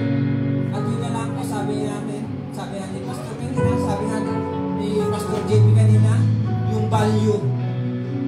Ang great value po ay hindi halaga. Ang pinaka-value nun ay kung sakit nang walang-wala ka na, pero nakukuha mo pang magbigay. Ayun po yung pinaka-value. At ganito po, pinakita ng Buda dito sa scripture. Dahil alam niya, Diyos yung kakaharapin niya. Sa akin, kahit wala na siya, nagbibigay pa rin po siya. At yun lang po sige po, maaari na po tayo magbigay.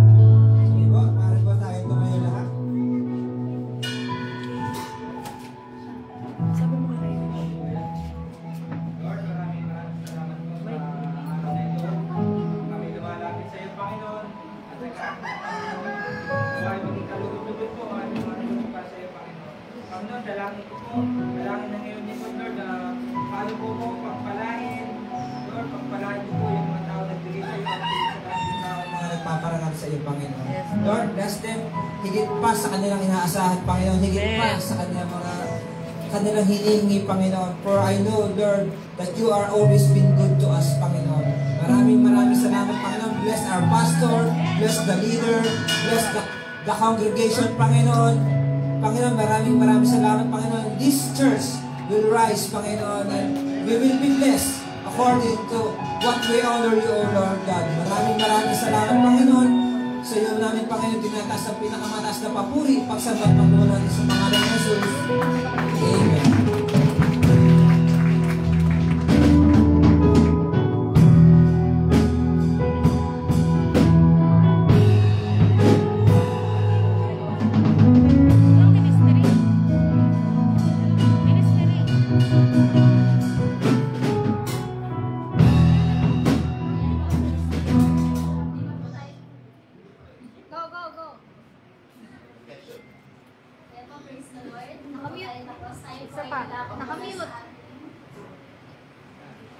Tayo po idadako muna sa atin pong mga church announcement.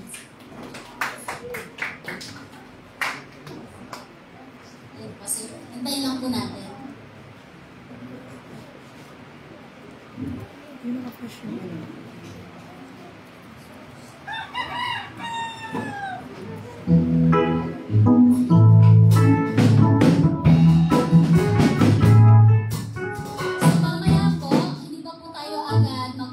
Kasi magkakaroon muna po tayo ng ating 30 minutes na reflection po.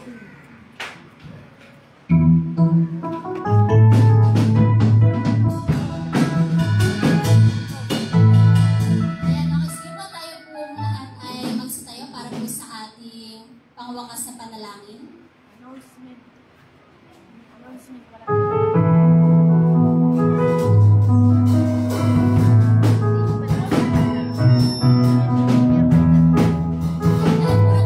po ang ating church anniversary. Ngayon naman po ay magkakaroon, tuloy-tuloy na po, back na po tayo sa atin pong mga regular services, sa ating pong mga gawain. So,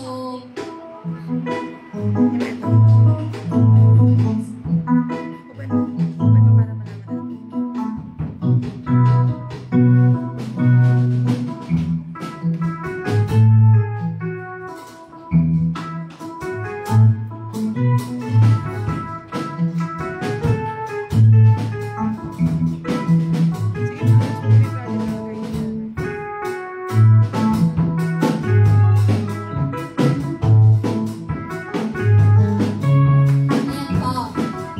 Nagana po talaga ito. Ayan po. So, ito po, reminder lamang po sa ating pong Project Hagay. So, kung makikita nyo po, doon po, tingin po tayo doon sa ating pong Project Hagay. So, kung makikita nyo po, lahat po ng may mga nakapag-print na flag, ibig sabihin po, yan po lahat yung mga nag-commit na po. So, marami po po tayong nakikita na mga available slots. So, if willing po tayo na mag-contribute din po at makiisa po sa ating pag-ipon, maaari lang po tayong lumapit din po sa ating pong finance head kay Sister Micah. At pinapaalala din po dito na hindi po ito pare-parehas. Kung ano lamang po yung ating kaya na ibigay, welcome na welcome po ito. At yung 20,000 po, makikita po natin dyan, iba't ibang amount. Meron po tayong 20,000, 10,000, 5,000, and 2,000. So yung 2,000 po, ito po ay para lamang po sa ating mga estudyante. So kung tayo naman po yung nakakaluwag-luwag at meron tayong mga trabaho, ayan, pwede po tayo kumuha ng 5,000, 10,000, or 20,000. Depende po sa ating choice.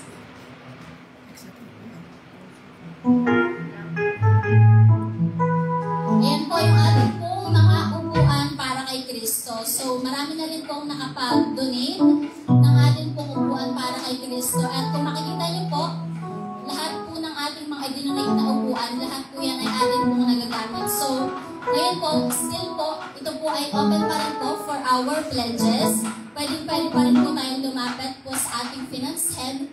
At pwede po natin dalhin kung tayo po ay nakabili na. Pwede na po natin dalhin talaga dito sa church yung atin pong mga nabili na mga chairs po. At pwede po tayong makipag-coordinate sa kay Brother Rayville po sa amount po ng ating mga chairs na bibilhin. Or pwede rin po tayo magbigay kung medyo hirap po tayo sa oras or wala po tayong medyo masyado tayong busy, pwede po tayong magbigay na lang ng pera po para po si Brother Rayville na po yung magbibili at magdala niya po dito sa church. Next po. Ayan po, magkakaroon po tayo ng joint fellowship D1 and D3 sa ating pong main, dito po sa ating main church at 6:30 p.m. So, yun lamang po. Basta wala pang mga gawain po mamaya. Meron doon. Mayroong gawain doon kina Brother Ray. Wala siya ngayon eh. You know? So, 2:00, parang ang target natin doon, magpipray at saka mini-evangelism. So, yung pastor staff ay encourage kayo sumama, pero yung makakasama ay pwede kayo sumama. Okay? Pero pag may date kayo, sige. Pero yung yung pastor staff at saka yung ibang mga leaders ay in-encourage kong sumama. Amen po ba? So, wala muna tayong gawain mahal, no? Sa mga kalalakyan, wala muna tayong gawain. So, yung kapatid kasi ni Brother Ray, galing up doon, so magpapapray siya ng kanilang bahay. Tama ba natin ay? So, yun lang po, tayo pagkaroon ng reflection. Glory be to God. Closing, sin closing.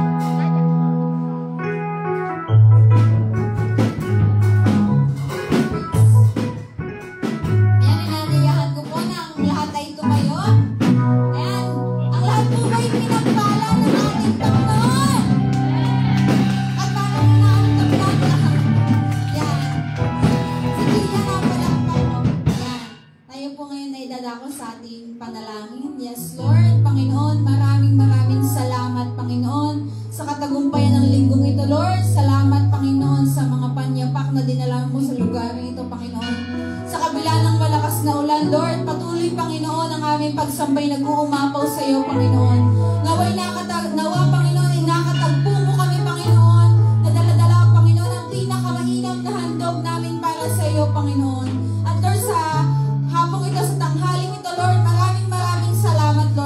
uuwi kami, Panginoon, baon-baon ng iyong salita, Panginoon, na makakatulong para sa amin lumago, Panginoon, para sa amin, Panginoon, na mas mapalapit sa iyo, Panginoon.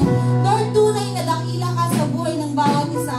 Panginoon, sa mga tao na uuwi sa malayo, Panginoon, Lord, dalangin namin ang kaligtasan ng bawat isa, Panginoon, ay pinagkaloob mo na, Lord.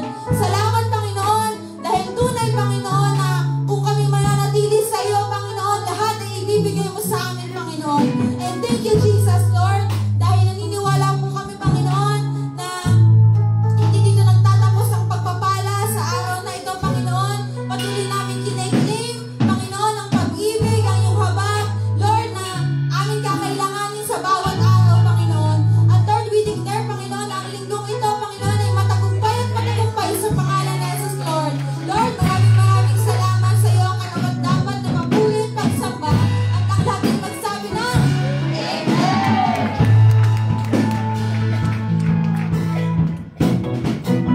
Yan, tayo po yung mag-ready na para sa ating reflection. Okay, reflection tayo.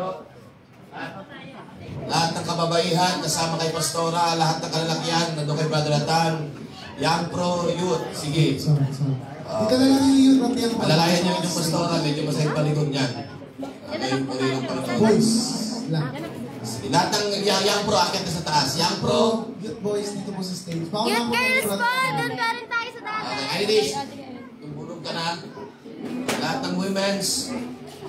Dala po kayong upuan. Pwede, mga boys and young pro.